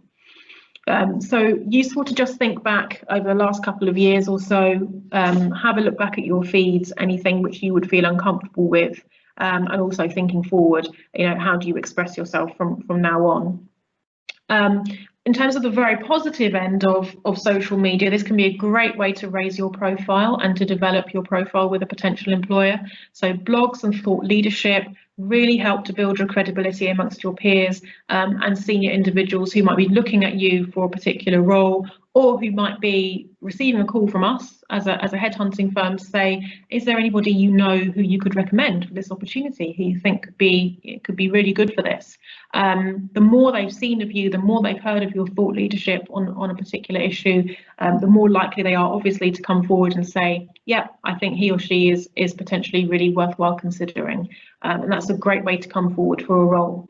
And then looking at your LinkedIn, so ensuring that that's up to date. That is increasingly used as a quick way to get more information on people. Chances are that a hiring committee will be having a quick look at that just to find out a bit more detail behind your CV. So anything you can share on there in terms of, I don't know, video material, articles you've written, it's a real shop window to showcase what you do as a professional beyond what you can put on a CV or on a sheet of paper. And it's a really useful way for us as headhunters to just get a quick insight as well. It's by no means the only tool that we use or even the main tool that we use, but it is useful just to add some additional colour. So that's a little bit about the social media strategy. Interview technique now. Again, I'm going to refer to Wayne and what he mentioned earlier around storytelling. Narrative is hugely important when thinking about your interview technique. Rather than simply being able to list each of the roles that you've worked on, think about how you can weave together the various strands of your career, which may be linear, may have jumps and changes around them. I know I've certainly had a very diverse career myself so far, but it's about thinking about what are those consistent threads, how can you weave this together to tell a story to this employer about how you developed your skills and how you developed your career, and therefore why you're going for the role that you're going for now. So that narrative, that storytelling is something that you can practice yourself, something you can practice with friends and family, but just really getting that clear in your mind. Why have I made those moves? Why am I looking to make these moves? What is it about me, what I'm interested in, etc. That means that I want to do that. So that's something that's really important to have a look at. I think also talking in terms of vulnerabilities as well, things that haven't gone to plan. So, you know, we talked earlier on about facing bullying or you know, feeling uncomfortable with the ethics of an organisation as a reason for you thinking about moving on, or even I think Wayne mentioned working with individuals who were much older than himself at the time that he took on a particular role. And therefore, you know, what skills do I need to develop? What challenges have I faced in order to execute this role, or maybe to move into a more niche area that is better suited for me? So being able to talk about things that haven't gone to plan and how you've tackled them is a really important interview technique. Not making assumptions about what the interviewer knows. So you might be interviewing with an organisation where maybe you know some of the people there already. Maybe it's somewhere that you've had interactions with, perhaps you've even worked there in the past in a different role and you're thinking about moving back, and you're thinking some of the people on this recruitment panel, they already know me, they already know what I do, so I probably don't need to say so much, or it might even seem like blowing my own trumpet if I go into too much detail about my achievements. That is a classic pitfall, and we'd advise you never to put yourself in that position. Other candidates who don't know anything about this recruitment panel, they will not put themselves into that particular hole. They will come to this armed with every example, every achievement that they've had, and be ready to showcase that. And that's the field that you're competing against, and therefore really important to just remember that and come with everything that you've got. And just remembering also, it's not all about you or me or anyone as the candidate, but it's really important to think about your motivation for applying. A hiring organisation always wants to know, why us?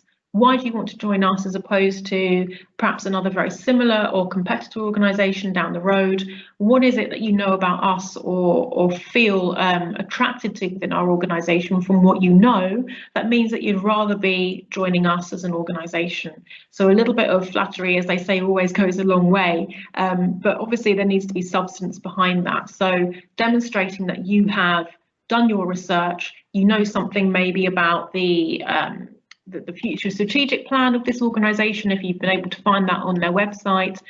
Maybe you've looked at previous campaigns or initiatives they've been involved in that have particularly spoken to you and your interests and your skill set, but just having your reasons to hand as to why you would want to come and join this organisation and give your all to them in particular. And having questions to ask at the end of the interview. Usually there's an opportunity to do that, really showing that you are interested in them and you have an interest in what their pressing priorities are. And there's a couple of examples here. What would success look like for this role in 12 months? It shows your interest in them, but also gives you an opportunity to understand much more closely what it is that they're looking for in the role. So at this point, I just want to kind of stop and reflect, because I've spoken to you for quite a long period now, so I just want to give you a moment, but just thinking about a few questions here, and you can take one or two or three of these, but I'll just be really interested in your views. So what do you find most challenging in terms of interview technique? Is it that piece around communicating your narrative around how your career has developed, or is it talking about your motivations for applying for a role? Are there particular question areas that you're concerned a prospective employer might look to ask you? Or are there particular techniques that you found useful for preparation for interview, things that I've mentioned, or maybe things that I haven't mentioned that you think would be useful to share with the group here? So I'll ask Simon and Wayne to help me again with fielding any comments that are there, but I'd love to just hear any thoughts you have for the next couple of minutes. Yeah, so I'm sure people are scribbling their comments and gathering their thoughts there, but a few questions we have in the chat, Natasha. So the first one is, what do you mean by thought leadership? Thought leadership, so this can be, I guess maybe there's a particular issue in the field that you're working in where you've got a view, you've got a perspective, an opinion, and you want to share your thoughts and therefore be a leader in that space. Share your thoughts with your community. So, for example, things that I've worked on, things that I see colleagues working on at the moment, talking about diversity in the recruitment process, maybe publishing an article on LinkedIn or another platform that you use that you think is going to reach your intended audience, to set out some of your views on some of the challenges in that area, set out what maybe you think are some of the solutions, but just showing that you have a thoughtful approach, that you've got a considered opinion on something and you're sharing that and inviting engagement and comments from your community to start a conversation, really. So hopefully that answers, that's the kind of thing that I would think of. Okay, fabulous, thank you.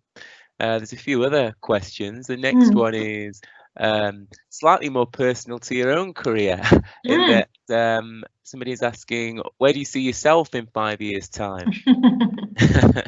That's a very good question. Well, life has become slightly more complicated recently because I've just recently had a baby, so I suppose I'll be doing something to do with that. I'm fitting my career now around a family and potentially a growing family, so that's something that I will need to factor into my career. But in terms of the things I would point to more concretely, I mean, I would like to, I've done 10 years or so in the field that I'm in now. I would like to see myself progressing in the next 5 years to maybe a partner level role or something like that within my organisation. So just taking every opportunity for development on the track that I'm on at the moment. Okay, thank you.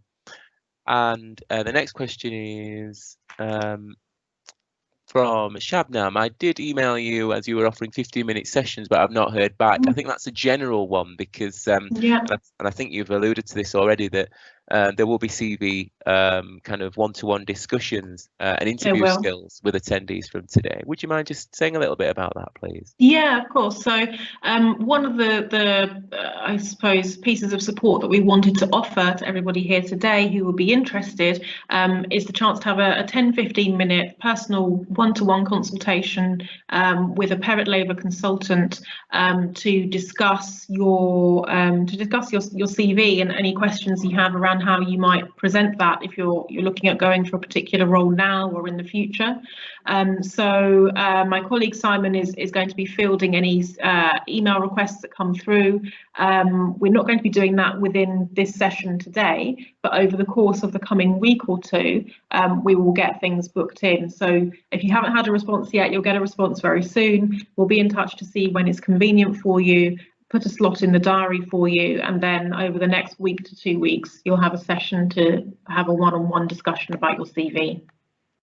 Excellent, thanks very much. And I can see your colleague Becca in the chat has put the email address for Perrett Laver for people to email in directly as well. So yeah, just for everybody to have a look at that comment in the chat, it has the Perrett Laver email address in there for you to contact them directly for your one-to-one session. So back to the questions then. This is a statement rather than a question. So most challenging aspect of being interviewed is keeping it fresh when you have been to a number of interviews where the same questions are asked repeatedly. And I totally agree with that. Yeah. Okay, and having a good knowledge of the firm makes me less nervous. I have to agree with that as well, doing a bit of homework as I mentioned in my presentation. Older candidates 55 plus, any perspectives on that? Yeah, I know that's an area that people do worry about. I mean, I think it's a fairly frequently asked question that we get as search consultants from candidates who are in that age bracket is, does it make a difference? Does age make a difference here? Will I be considered seriously for this role, or are they looking for somebody younger? And that's always an understandable concern that people might have on their minds. But I have to say, and I think my colleagues would agree with me, the clients that we work with, they're not specifying on age. I think that's quite an outdated. I think that's something that I used to see maybe even 10 years ago. I used to hear clients alluding to particular age brackets they might be interested in for a particular role. But I think people very much understand now that that's not allowed. So that's not something which is best practice by any stretch of the imagination. But also it's not necessarily a desirable way of thinking about a role in terms of the skills that you want to get for the role. Diversity of thought is a phrase which we hear circulated quite a lot these days, but I think it is recognised that a range of age groups as well as a range of other protected factors and characteristics may make very good fits for a role, and that's certainly a message which we push to our clients if there's ever any doubt about that at their end, which I'm happy to say is much less often the case these days. But no, I would say it's something I wouldn't let put you off applying for a role at all. It's really about demonstrating that you have the skills, the experience, interest, energy and drive, which can be applicable to people at any age group. So I'd say absolutely go for it, and again, use your search consultant if you are working with one to help to make sure that your CV really reflects all of those factors if it's something that you're concerned about. Okay, thank you very much. Another comment here is selling yourself type questions. For example, why are you good for this role? What makes you stand out? What do you think? Why do you think you're suitable for this role? Those are questions that can wrong foot you. It is useful to give it some thought in advance, I think I would say, but what thoughts do you have, Natasha?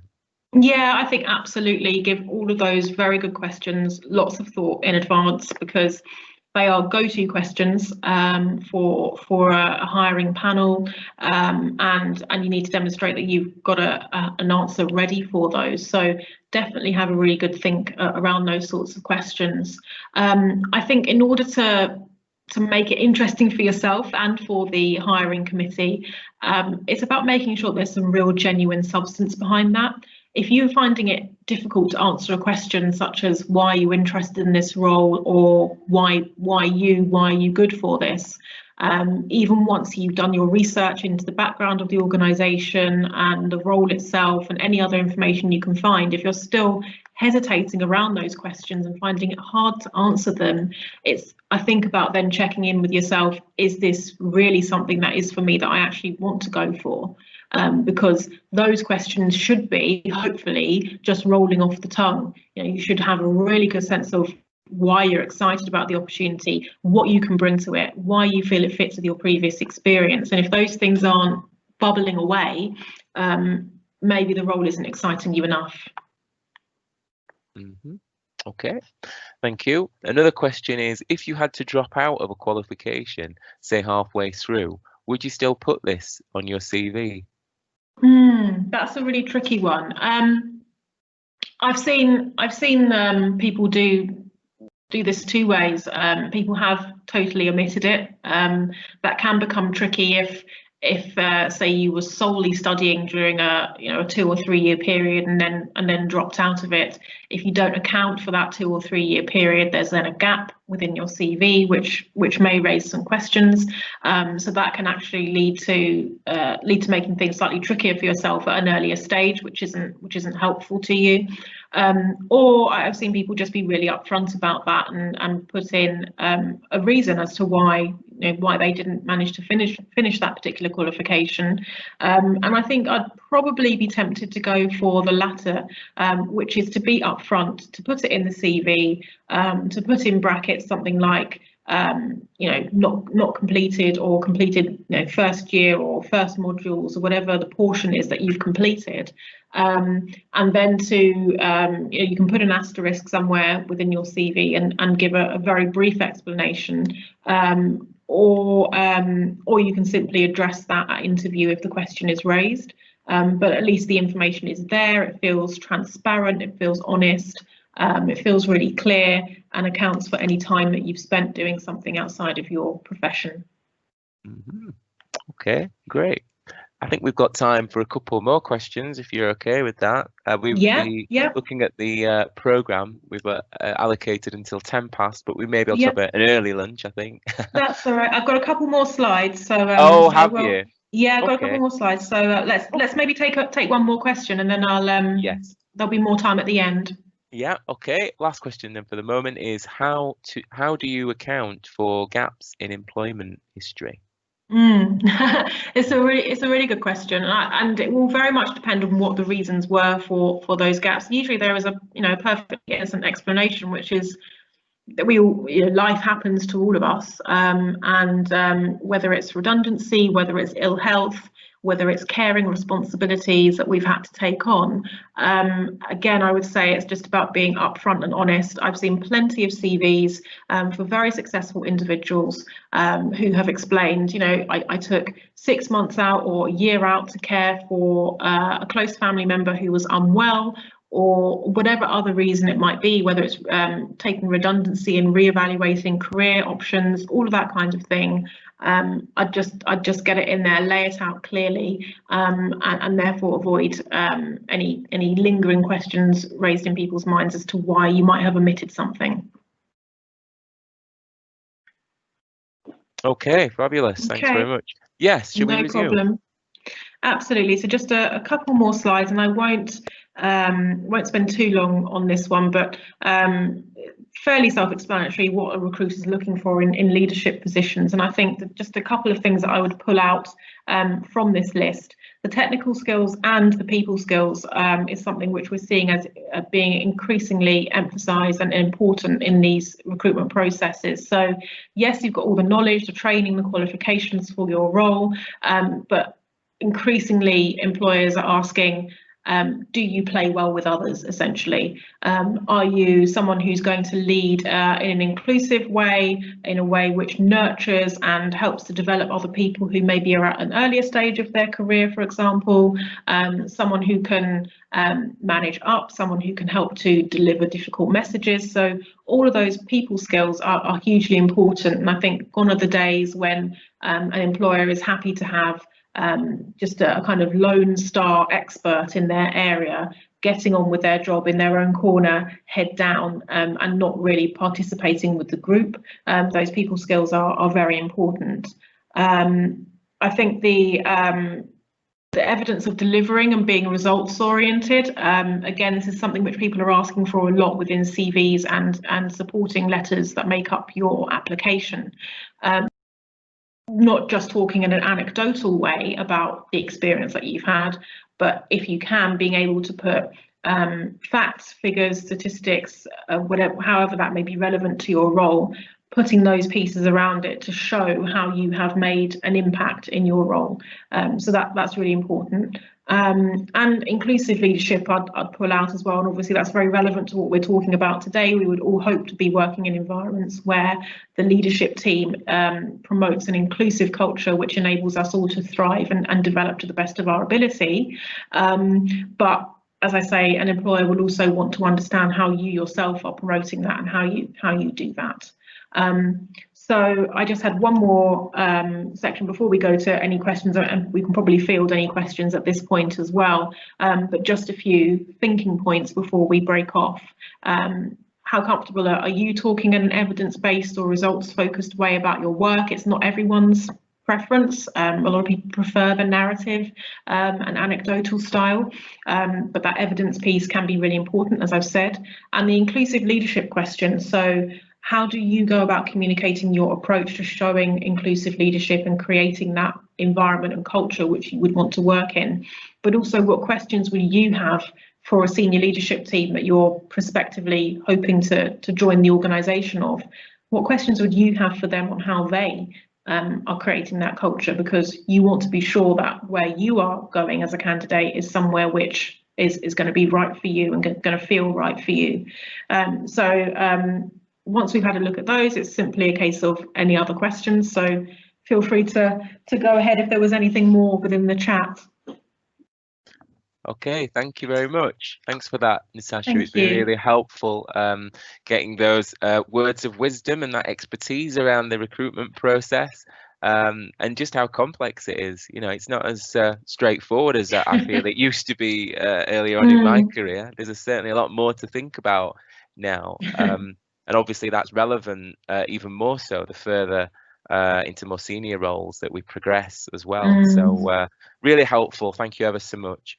If we just maybe take a couple more questions then from the chat, just so we do stay to time in terms of the lunch break.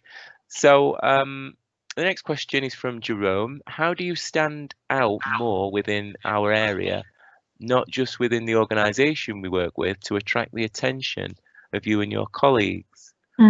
Or is it about identifying the leaders and the field and focusing on putting yourself on their radar? It's quite a long question. No, I think it's a really good question. Yeah. I think it's a combination of all of those factors that you've mentioned. So yes, making those connections, developing your networks, informal and formal, is going to be hugely important. So attending events, attending webinars, like this one, when we're able to go to face-to-face things again, attending those if you're comfortable to do so, engaging with people on social media platforms who are relevant to your career and are talking about issues that are relevant, expressing an opinion and getting into discussion with people, and doing that on a regular basis to have your name out there as someone who has a view and has qualifications and expertise in your particular area. I think all of that is important in terms of developing your network, so I definitely work on that.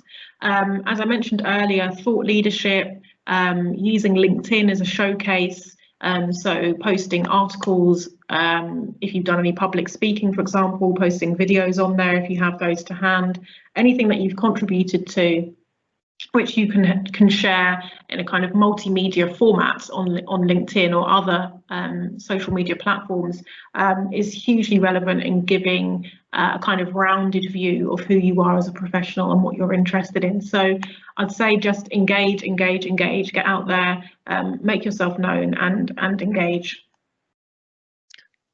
Okay, excellent. Thank you very much. I think that brings nicely in time to the lunch break, a minute, Lovely. 1 minute ahead of time. So if we could resume at 12:40, please, where we'll be having the next presentation from members of our BPS group, the Black and Ethnic Minority Professional Symposium, and they'll be talking about their insights and experiences from the world of social work. And we look forward to seeing you then. So we shall resume at 12:40. Thank you, Natasha. Thank everybody else, and we'll see you later. All right. Okay. Bye-bye. Bye-bye.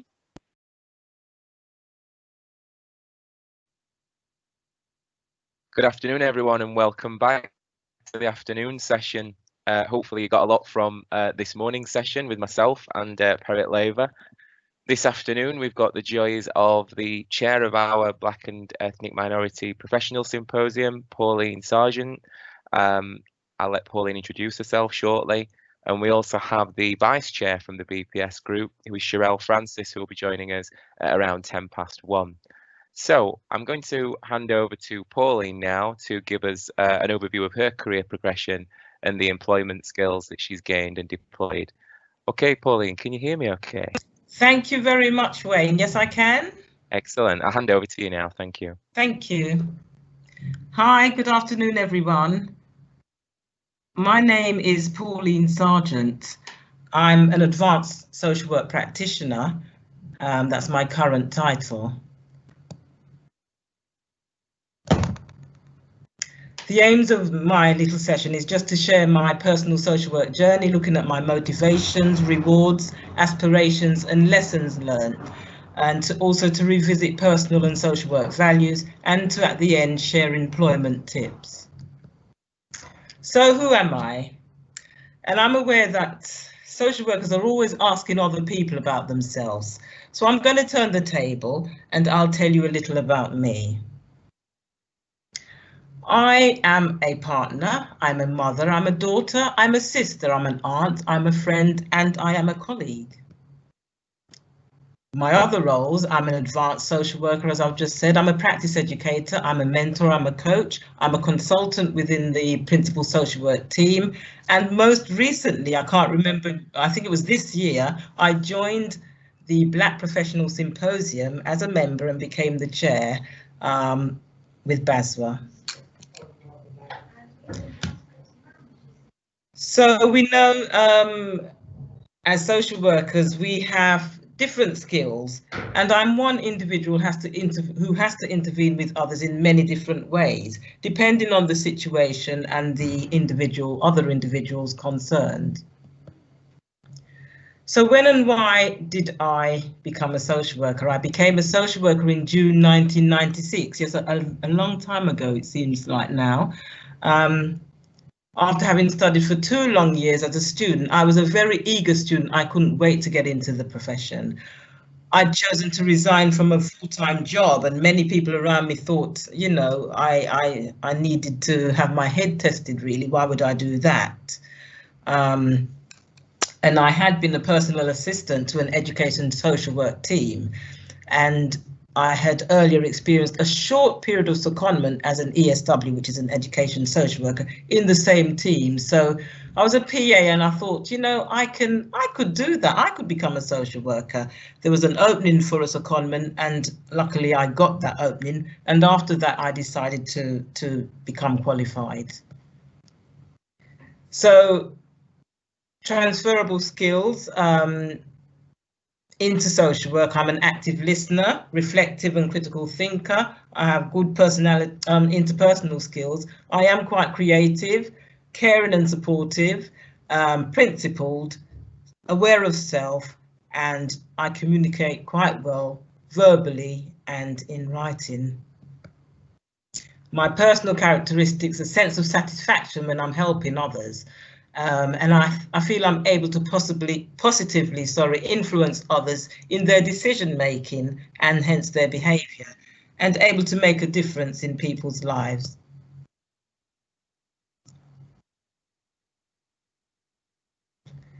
So it was a natural progression really for me into social work when I consider the part that I played within my own family, both immediate and extended family members, in my community, in the school environment, which is where I got a lot of experience working with younger people. And I was also working with older people in the community and in my friendship groups.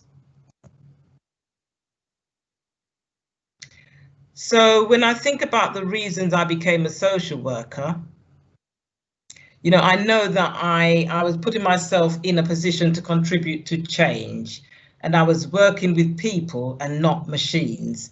Having said that, in 1996, that was the way it was. Now, I don't know, I'm working a lot with machines, it feels like, so it's kind of come full circle. Oh, sorry, I'm not.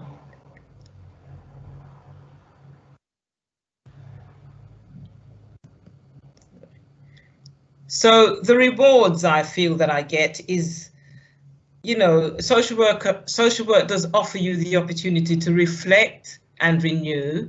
It offers you the opportunity to influence change. A reward for me is seeing the difference that I make in people's lived experiences.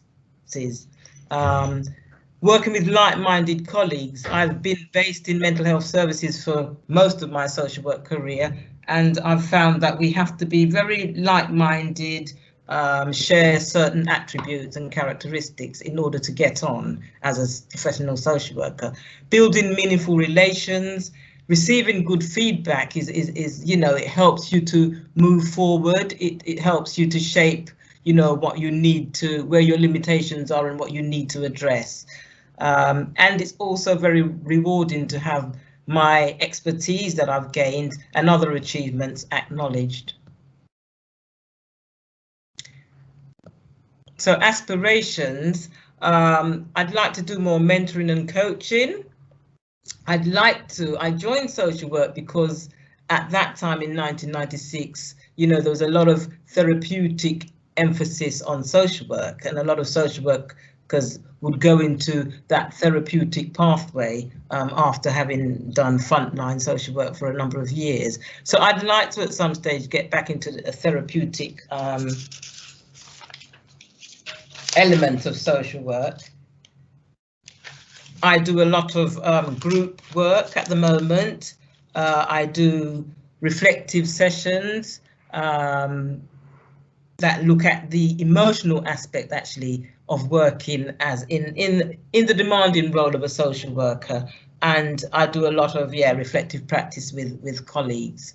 I work as a teaching consultant, so I work very closely with the higher educational institutions. I'm still a practice educator, and I have been since 2003. I would say my subject matter expertise is more around mental health and practice education, assessment and reflection. In terms of, I'd love to do a PhD, but I don't know what that PhD is going to, my research will be yet. It will come to me. And as I said earlier, I'm now working with BASW because I'm very much wanting equality and justice to be back on our agenda. You know, I joined BASW at a time when we're still going through this COVID-19 and the pandemic, and with all that was going on with George Floyd, and I just felt I needed to be part of it. You know, I needed to be able to make some kind of a difference in social work. So 3 important aspects for me as a social worker is supervision, being able to model my practice, and leadership and resilience. Supervision should be a space that creates opportunity for support, learning and development it should really be a lifeline, you know, a place where us as workers, any professionals can rely on to escape to develop. Supervision should involve compassion. So a supervisor and a supervisee should be showing each other compassion when that is needed. Natural functions of supervision should include management, mediation, development, and personal. It should also incorporate that opportunity to be reflective, thinking about your experiences, reflecting on them, analysing what went wrong, what didn't go so well, and what we need to action plan, what we need to do next.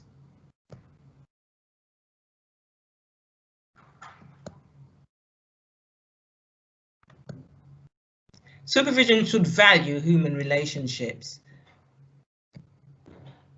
It should assist personal and professional growth within professional boundaries.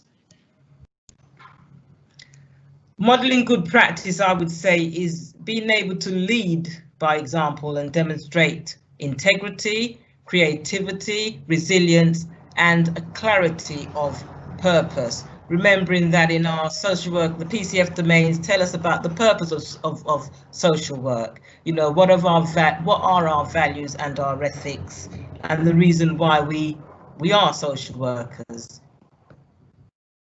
But in order to be a good leader, you need to fix yourself before assisting others. And in that, I mean knowing the impact of work-related stress, using the benefits of reflective supervision and practice to process complexities of the work that we do, gaining adequate respite to maintain well-being and optimum performance, knowing relevant policies and procedures that proactively assist and address any stress that you might be experiencing, training and, you know, indulging in training and other supportive activities, and valuing peer support. Don't know what's going on.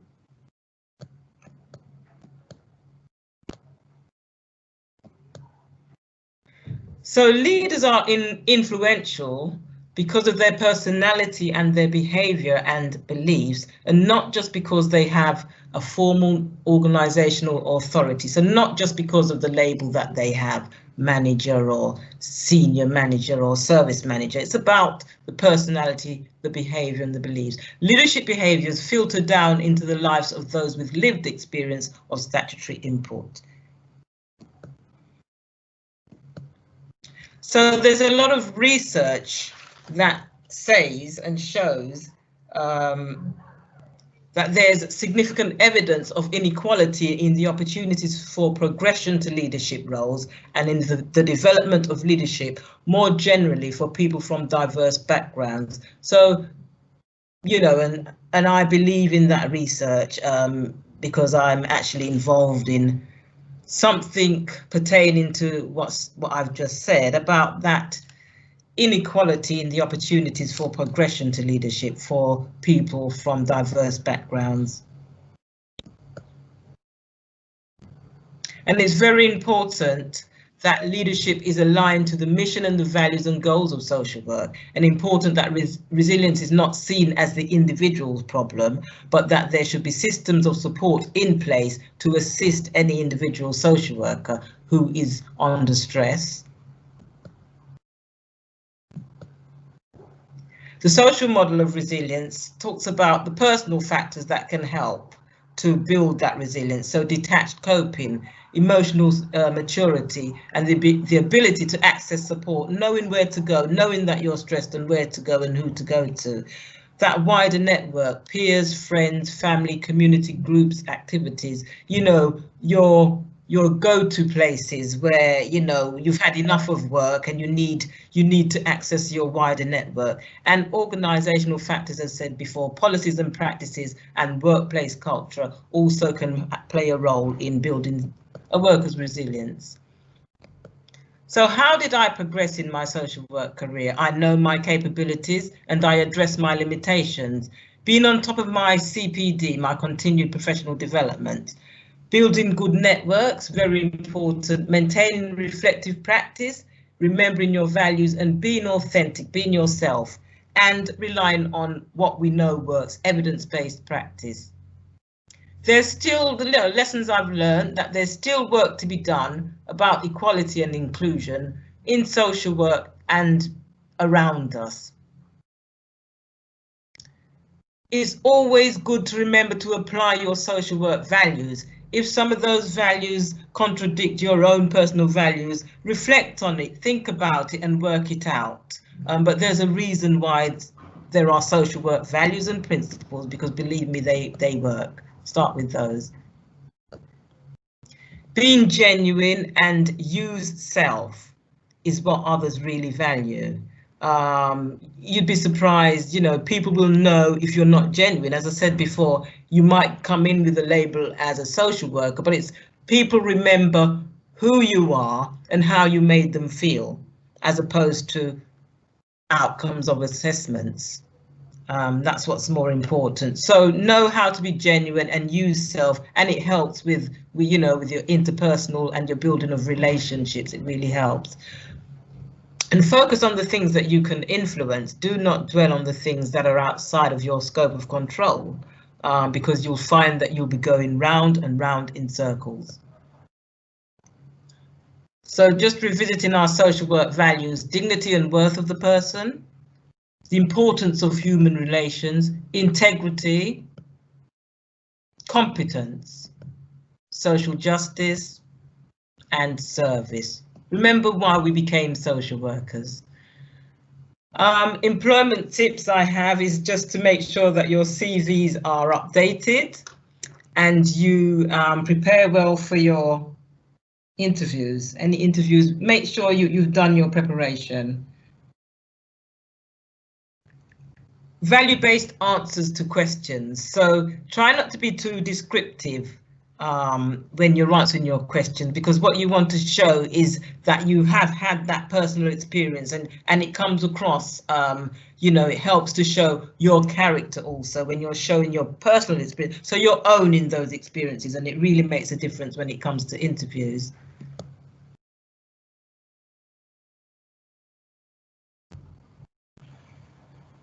And I think that's me. Okay, Pauline, thank you very much. That was excellent overview and insight into your career pathway and some of your decision making, and you know, your personal qualities as well in terms of your integrity. So I really kind of got a lot from that. Thank you ever so much. So if we could open it up now to the audience, if people would like to pose their questions or comments in the chat function, please. Whilst people are doing that, Pauline, just to say I'm amazed by your animation skills there in your presentation. Oh, please. I got a question this morning about my supposed skills, but I think we all need to take lessons from you on the PowerPoint stuff. I don't know what I'm doing, Wayne. I just experiment, but I found that it's just the time. If you have a little time to start those experiments on with this, because a year ago I couldn't do a presentation. Right. Okay. So you've come a long way in a short period. Yeah. You're animating. Yeah. Well done. Yeah. And yeah, so thank you for that. Also, we got a comment in the chat about being able to see you, because we couldn't see your camera wasn't on during your presentation. I know, I'm on duty. I have to share with everyone. So I've come in. I don't feel like, oh, you know, I've got me. Where's my camera? I don't even know. Oh, don't feel pressured. You know, if I don't even know how to put this camera. I told you. You're in the middle of it all, then that's fine. But yeah, I think people wanted to put a face, you know, to the voice. I can't. I don't know how to. If I escape this, then. Yeah, you could maybe not share your screen. You know, if you go to the top right-hand corner near the leave function. Yeah, and sort of get rid of it. No, further up. You know where the big red button is on the right-hand side? Don't worry if not, Pauline. It might be more hassle. Then it is worse. But it would be nice. I can't see anybody else's face. I think you've done it there now, and then if you just alter your camera, perfect. Whilst you're doing that, oh great, thank you, and nice to see you. I can't see myself. I can see you. Yeah. So thank you. And just for everybody else's benefit to be able to see Pauline who's just delivered that fantastic presentation. So thank you. Okay, so I'm going to go to the chat function now and see if we have any questions. Okay, so tips for moving out of mainstream social work roles to other specialist social work roles or finding those opportunities. Do you have any comments about that, Pauline? I'm just wondering because I think in my experience, we're going back to the specialisms. So I'm just wondering what the mainstream social work role would be. For myself. I wonder if sort of potentially, and I'm really just assuming, thinking of the questioner here, but I'm thinking maybe a looked after child might be considered a mainstream team, let's say, a like team. And then something like adult mental health might be seen as more specialism, more of a specialism, perhaps, something like that. See, all right, I wouldn't even think that, because for me as an adult social, I've worked with adults for most of my social work career. So I see, my colleagues in children's services as specialists. So mainstream, I don't know, I just think we all have, so I've always worked in mental health services, and for that, I know for my colleagues who work in adult services, although mental health is still in adults, but yeah, being an AMP like myself, it is a specialism. Colleagues working with older adults find it very difficult to cross into mental health, because there's an expectation from mental health services that you have some experience, in having worked in mainstream mental health services. So in answer to that question, it can be quite difficult. As an AMP also, and in the borough that I work for in Lewisham, our out of hours services includes both children's services and adults. So if somebody like myself wanted to get a position in EDT, emergency duty teams, I would then have to do a period of, say, 6 months training in children's services in order to get the knowledge and skills that I would need. So I suppose in answer to that question, it can be quite difficult, but I think perseverance is the key. And if you really want something, you just work at it. Again, ask the right people, build up the right networks, and at some stage you'll be able to, there'll be a gap. There will be a gap, but just keep asking and keep persevering if that's what you really want to do, to experience another setting, become more specialist in your role. Great. Okay, thanks, Pauline. And actually, Maxine, it was who asked the question, followed up and said, I think she meant outside of local authority. So moving perhaps from the public sector to the private sector, which is something that I've done and I discussed with everyone this morning. But do you have any additional comments you want to make on that? Or, that's a difficult question for me to answer, because I've always been, having said that, when I first qualified, I was actually in the voluntary sector, so it wasn't the private sector, and I opted for that because it was more ethnically central. So I worked in a mental health organisation that was specifically for Black men and women who were experiencing poor mental health, and I worked there for 2 years, and that was my conscious decision. So that was the voluntary sector, and I only then moved into the public sector because I then wanted to become an AMP, and it was virtually impossible to become an AMP in the voluntary sector, working in the voluntary sector. I've never worked in the private sector, but I can compare working in the voluntary sector and then moving into the statutory, into a statutory role. But I always say it can be done. Yeah, it can be difficult, but it's not impossible. Yeah. Okay, thank you, Pauline. And just an additional comment on that, I mentioned this morning about working in the private sector, which is how I began my sort of unqualified career in social care. And later on, when I became a supervising social worker, I applied for that role speculatively. So there wasn't actually a role that existed. I just happened to send my CV at the right place at the right time. That's right, yeah. So yeah, just, in answer to Maxine's question. let's have a look in the chat again. I think we've got a few more minutes before we move to Sherelle. How do you get to practice educator role without 5 years experience? Without 5 years experience? Yeah. Well, we tend to say, so you qualify, you join the ASYE program, which is a year, and then after that you say, so by the 4th year of being a social worker, we expect that you have consolidated all your learning and so forth. So by the 4th year, if you have the qualities, because there are qualities about, you know, becoming a practice educator, and through discussion with your manager, your supervisor, you then can step into, and it's 2 years qualification to become a practice educator, and you can then step into, it's very difficult, but if that's what you want, you see, you'll have that impetus to do it. So yeah, I would say after 4 years of qualification, that is when you should be able to then apply for the PEPs, practice education professional standards, and then you become a very important practice educator, because you're then supporting and helping others who are coming into our profession. It can be very rewarding, but sometimes difficult. I would say after 4 years. Okay, thank you. An interesting comment in the chat is from Leanne, who says she's known somebody become a PE within 6 months of graduating. Okay, and how do they, are they still a practice educator, I wonder? And how do they get on as a practice educator? Yeah, maybe you could comment for that, please, Leanne, in the chat for us. Whilst Leanne does that, I'll move to another question. Let me see. I don't think we have any others. There's just real kind of praise and gratitude for your presentation, Pauline. Thank you.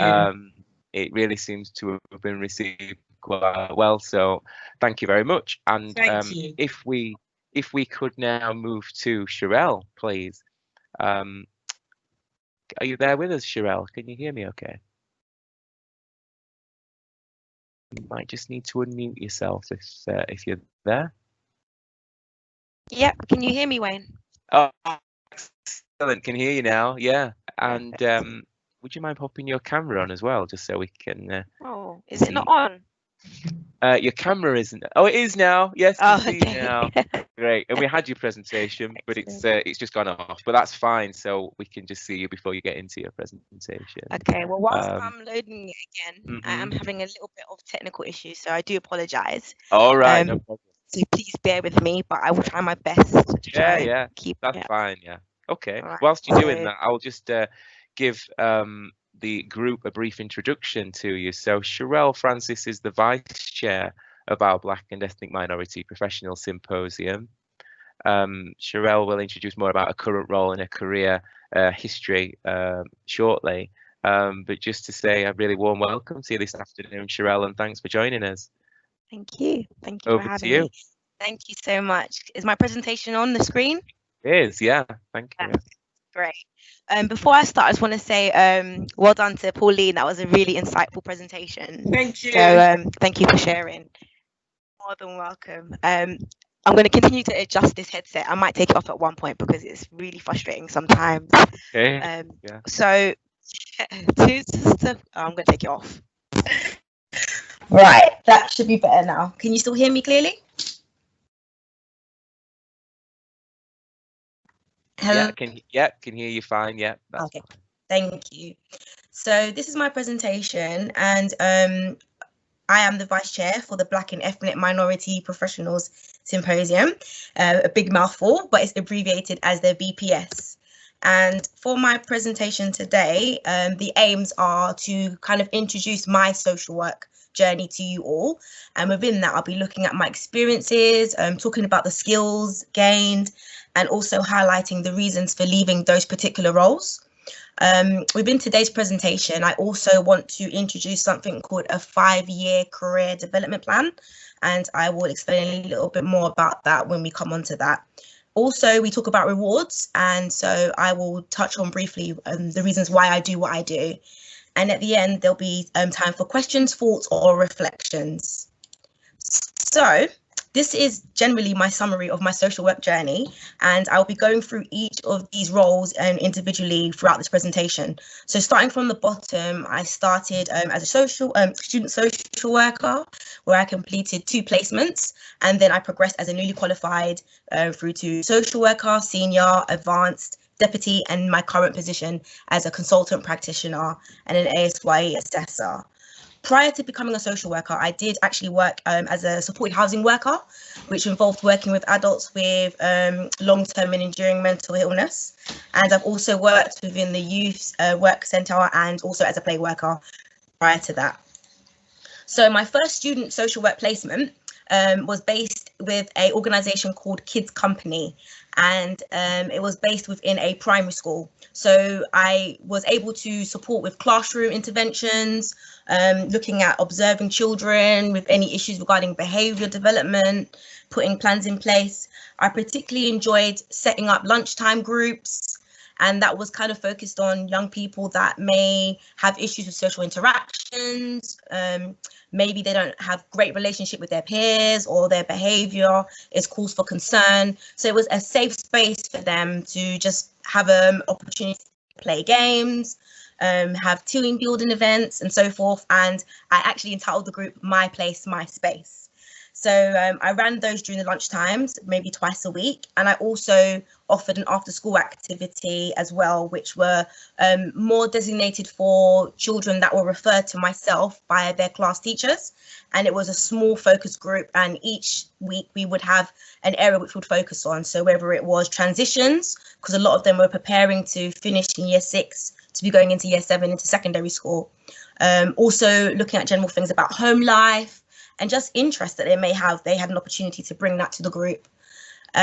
Alongside that, I was able to also work with adults. So within this, I could help them with referrals to housing, liaising with benefits departments, which I'm sure a lot of people have experienced a lot of difficulties in making contact with those departments, and also any external referrals to like domestic violence groups or other support services.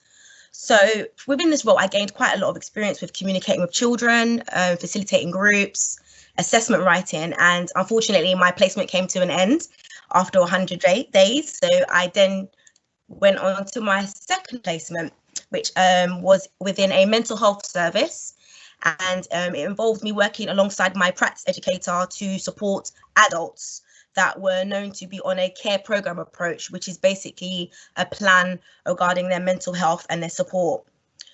Within this role, it was more focused on working with adults that had a range of different mental health diagnoses, as well as their carers, supporting them and trying to put in place interventions. I was able to help set up a women's exercise group because we had recognised in the local area there were concerns regarding obesity, and a lot of people mentioned about having difficulties engaging with exercise. So we set up a programme for the women to engage in. Another big achievement from this particular role is setting up an 8-week parenting support group. And I was able to do that through what was the Black Users Forum. And once again, it was a bespoke program where each week I would bring forward different advice and ideas, and just asking questions regarding any concerns that parents may want to discuss, like boundary setting or just interventions with their children. So once again, my group facilitation skills were enhanced. Time management is very key within this role, definitely. Learning about the different diagnoses and professionals' involvement. And once again, this placement came to an end. So that's what brought me to leave this. So after completing my master's, I finally applied for a social work job in Brent. So that's where I started as a newly qualified. And before I come on to a little bit about my role in Brent, I just want to bring your attention to this picture of Challenge House. The reason for that is there's a story behind it. When I first started, I'm originally from South East London, and working in Brent is North London, Northwest. And when I first started, I remember arriving to this big shiny Brent Civic Centre based in Wembley, really beautiful, open plan office. Quite overwhelming actually, to then be told I'm in the wrong place and they printed me off a map and said, this is where you need to go. It's a place called Challenge House, and it's in Harlesden. So I thought it was really imperative I put a picture up, because this is exactly where I started my social work journey. And it became a community for me, and I really actually enjoyed being in that building. So that's the reason why I wanted to bring your attention to that. So as a newly qualified social worker, I worked in a department which is a crisis and intervention team. So we work with children and young people aged 10 to 17 who are either at risk of coming into care or rehabilitated back home from being in care. And I really enjoyed this role because it involved a lot of direct working. I had an opportunity to be creative. So I got to meet and work with children and young people of different ages. I had a taster of statutory-based work, so in terms of doing assessments, looking at plans for young people that were in care and trying to get them back home with support. I also got to do direct work with the carers and the parents, so looking at parenting styles, boundary setting, and any other issues that may arise. So it was really an enjoyable role. And within that, once I'd finished my newly qualified status after a year, I continued in this role for another year until then applying to train as a practice educator. And I felt that I enjoyed that because I like to share my knowledge, my skills, my experiences, as well as develop others. So that, as you can see, I worked in this particular role until September 2016. Then I decided I wanted something new and I wanted a new challenge and to gain some child protection experience. So I then went on to becoming a social worker within the localities team, still based in Brent.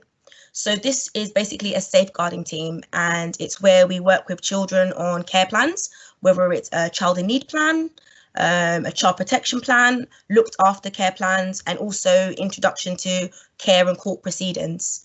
This was an intense position and role, but I did find I enjoyed it because I was able to further develop my assessment and analytical writing skills.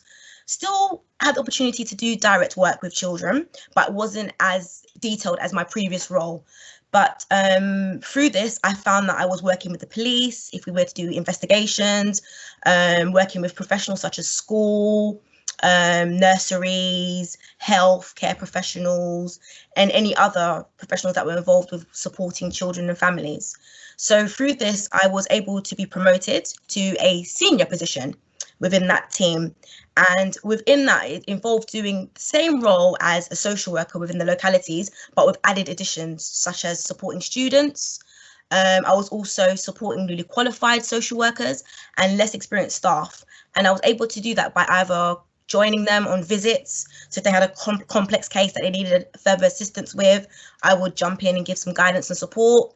I was also doing bite-sized group supervisions. So in Brent, they like a framework called Signs of Safety, which basically breaks down to what is working well, what we're worried about, and what needs to happen next. And I was facilitating sessions of that nature to support practitioners around their thought processes. I was also able to run mini bite-sized training sessions. So if there was specific areas of development, such as assessment writing, interventions and skills, I could then dedicate an hour or so for those sessions for colleagues in my team. I was also able to support in the absence of the deputy team manager and team manager, being the next kind of senior leveled worker in the team. So this kind of introduced me to supervisory skills and leadership. But for me, I felt that my time to Brent had come to an end. And the reason for that is I found that I was hitting a glass ceiling and not having opportunities to go past this.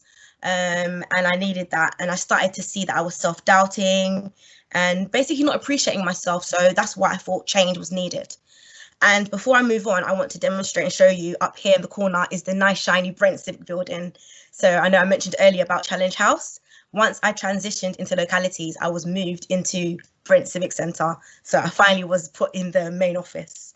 So I applied and moved on to Croydon, which is another local authority in London, into the position of an advanced social worker. And you'll see down here, this is the building of where we're based in Croydon, also shiny Civic Centre. And my role as an advanced social worker is pretty much like localities in terms of court work, safeguarding, also being a practice educator, and advancing more in terms of my court-based skills and assessment writing. What I liked about my time in Croydon, especially during the whole recruitment side of it, I recognized the importance of seeing people that look like me in higher positions and also in the recruitment process. I remember on my panel, there was a head of service who was a black male, and then I had a team manager who was a black female. So that spoke volumes to me, and it did make me feel that I can see myself progressing in Croydon, and it felt like a right move. So in line with career progression, I applied for a position as a deputy consultant social worker with a department called Frontline, and which is based in Croydon.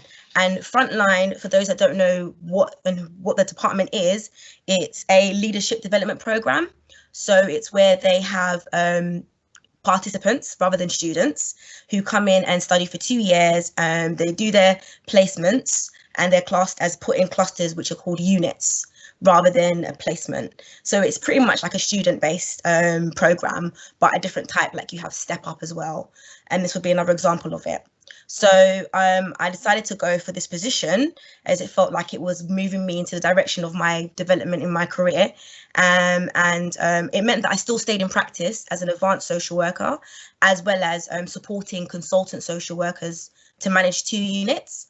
And within the 2 units, there are 4 participants, students, based in that. And I was able to provide shadowing opportunities, facilitating the unit meetings, and also contributing to any review meetings for the participants. What was nice about this particular role is that it introduced me to training in systemic social work, and I also continued to gain my confidence in facilitating groups as well as reflective supervision sessions. Unfortunately, I decided that I didn't want to continue within this role, and as another position came up, and so I applied for that, and this is basically where we are today. I'm in a 1-year secondment role as an ASYE, which stands for Assessed Supported Year in Employment Assessor, and a consultant practitioner. And so I've now transitioned from being out of practice into what's now known as learning development. We refer to it as the Early Help and Children's Social Care Academy in Croydon. So that's where I work closely with putting together training programs and packages for the early help and children's service workforce. I also manage and support 7 newly qualified social workers, and that's assessing them through their assessed and supported year in employment. I facilitate reflective sessions, and what's really good in my role is I get to work with international social workers and social work apprentices as well as students. So it's literally a development role, which is something that I found my interest in, is my specialist area. So those are the kind of skills that I've gained in terms of mentoring, developing programs, and just assessing and supporting newly qualified social workers. A challenge that was presented within this particular role, you'll notice that I started in May of this year, and that was where we were at the height of COVID. So my induction, everything was held virtually. And I mean, I like to think I do understand technology, but sometimes I prefer the face-to-face interactions and getting to know the team. So it was kind of nice to have that experience of being trained virtually, because we then had to deliver a week's induction program for the newly qualifieds, all held virtually. So I was able to share those experiences and challenges of technology, which I've experienced some throughout my course, has been a learning curve for myself. But like I said, this is a year secondment, and the hope is that it will be extended, because I do feel that this is where I see myself best in terms of learning and developing. So this 5-year career development plan I thought I'd share with you guys today. It's a template which was created by my friend and colleague. Her name is called Anita Pinto Young, and she done a coaching and training program, and through this she came up with this idea of developing a 5-year career development plan. And just from the headings, it just breaks down your idea of tools for future planning, and it's also good to track your career performance. And I felt that this was very useful for me in terms of looking at, okay, I'm in my secondment. In the event that it doesn't continue, where can I see myself? And through that, I was able to identify that I'm interested in maybe becoming an independent reviewing officer, or maybe a child protection chair, I definitely want to further develop in my practice educating side, because I do like having students and developing others. So this was very helpful. And what I like about this as well is you don't have to stick to it being a 5-year.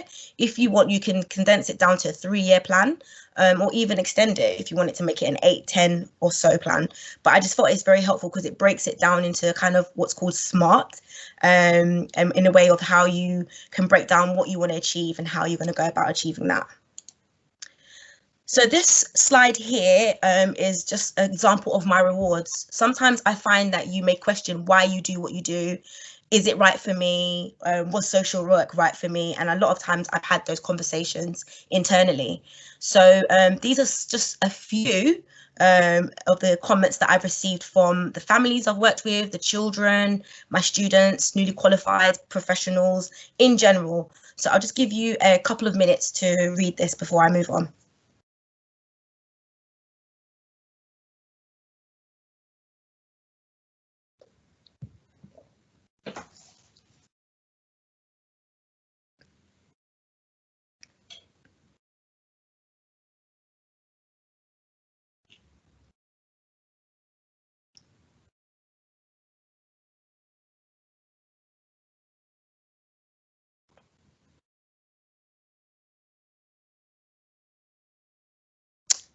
So just to emphasize that it's always important to celebrate your wins and celebrate your rewards.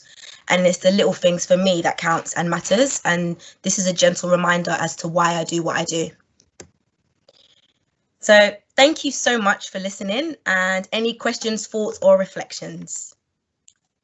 Thank you very much, Sherelle. Again, really interesting experiences that you've had. It looks like you've had diverse roles, colourful past like myself, you know, and it sort of helps us grow as characters, I like to think, in terms of, you know, personal and professional development. So thanks again. And again, really nice positive feedback coming in on the chat as well. If anybody has any questions or comments for Sherelle, now's your time. Please put that in the chat. And whilst we're doing that, I think there was a slide there that you had that outlined some of your wisdom that you wanted to share with the group in terms of things going forward. I don't know if you're able to get that book up again, Sherelle. Yeah. If that's possible. If not, don't worry. I just thought it was a really nice slide in terms of future lessons and so on. And I'll happily share the slide I had on that as well. Might be of use to people. So just whilst you're doing that, if you can, the question from the chat is, did you have a mentor? And if so, do you think it's best internal or external? Okay, so no, I don't have a mentor, but that is something that I definitely would want to have. If you have the opportunity to have one, whether it's internal or external, I think they're both beneficial. I can say that I did have a career coach. I was fortunate to have a few sessions with that person because it's my friend who was training and she wanted to trial and error some stuff with me. And so I had a condensed version of a 12-week program condensed into 6 weeks, and I felt that was really helpful. Okay, great. And next question. I'm quite motivated by your experience, Sherelle. Well done. Someone Thank you. who's pleasantly surprised there, I think. Okay. And how can I enroll in Frontline? Do you want to give a little sort of patter or pitch, just very briefly, Sherelle, about how people might join that, please? No problem. So I can put a link in. I think you can apply online.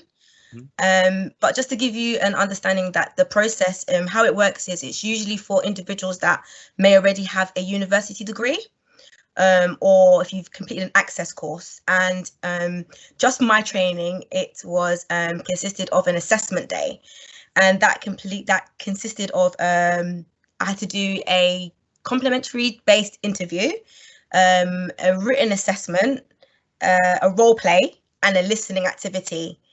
So it can be quite vigorous, but at the same time, it was an enjoyable experience because it was something different.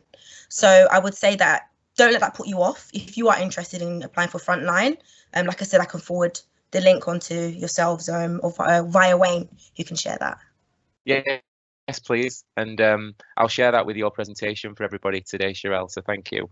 I'm also in the, I'm guessing you're having issues uploading your presentation again, Sherelle, which is fine. I just thought I'd put up the page I had just for future lessons, but to hopefully generate some questions as well. Just going back to the chat.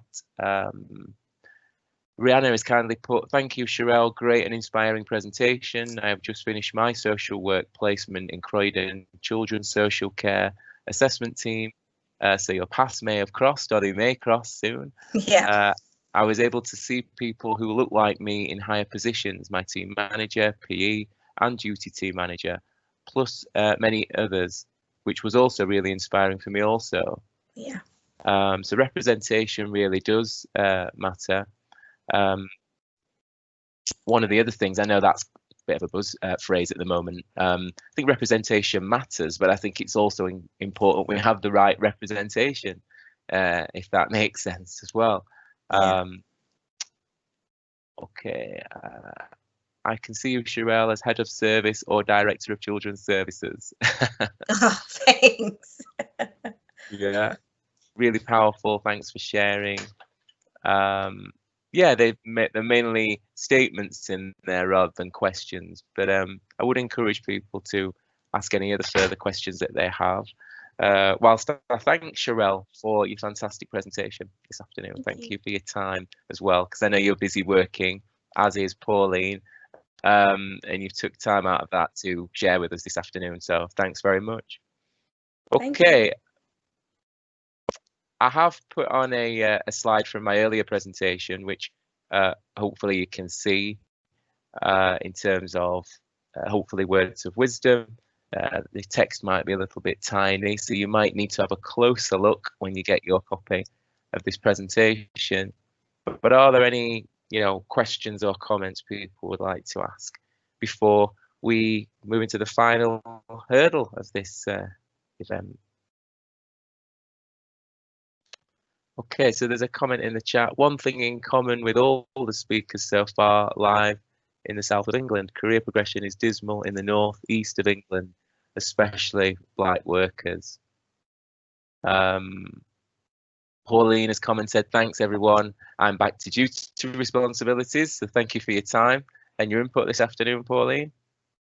Maxine has a comment of, it's been great to see similar journeys and challenges to moving up or progressing and sharing tips around diverting the challenges. Okay. Another slide I'd just like to share with you before we close this afternoon is on these lessons that I feel I've learned throughout my career. And I think that will be our final slide for this afternoon. I'll just give people a few moments just to have a quick perusal of those. Whilst I say thank you for your time today and for joining us at this event. Hopefully you've got lots of things to take away in terms of lived experiences and the expertise of Perrett Laver and Natasha and all the things she shared with us, and Pauline and Sherelle, of course.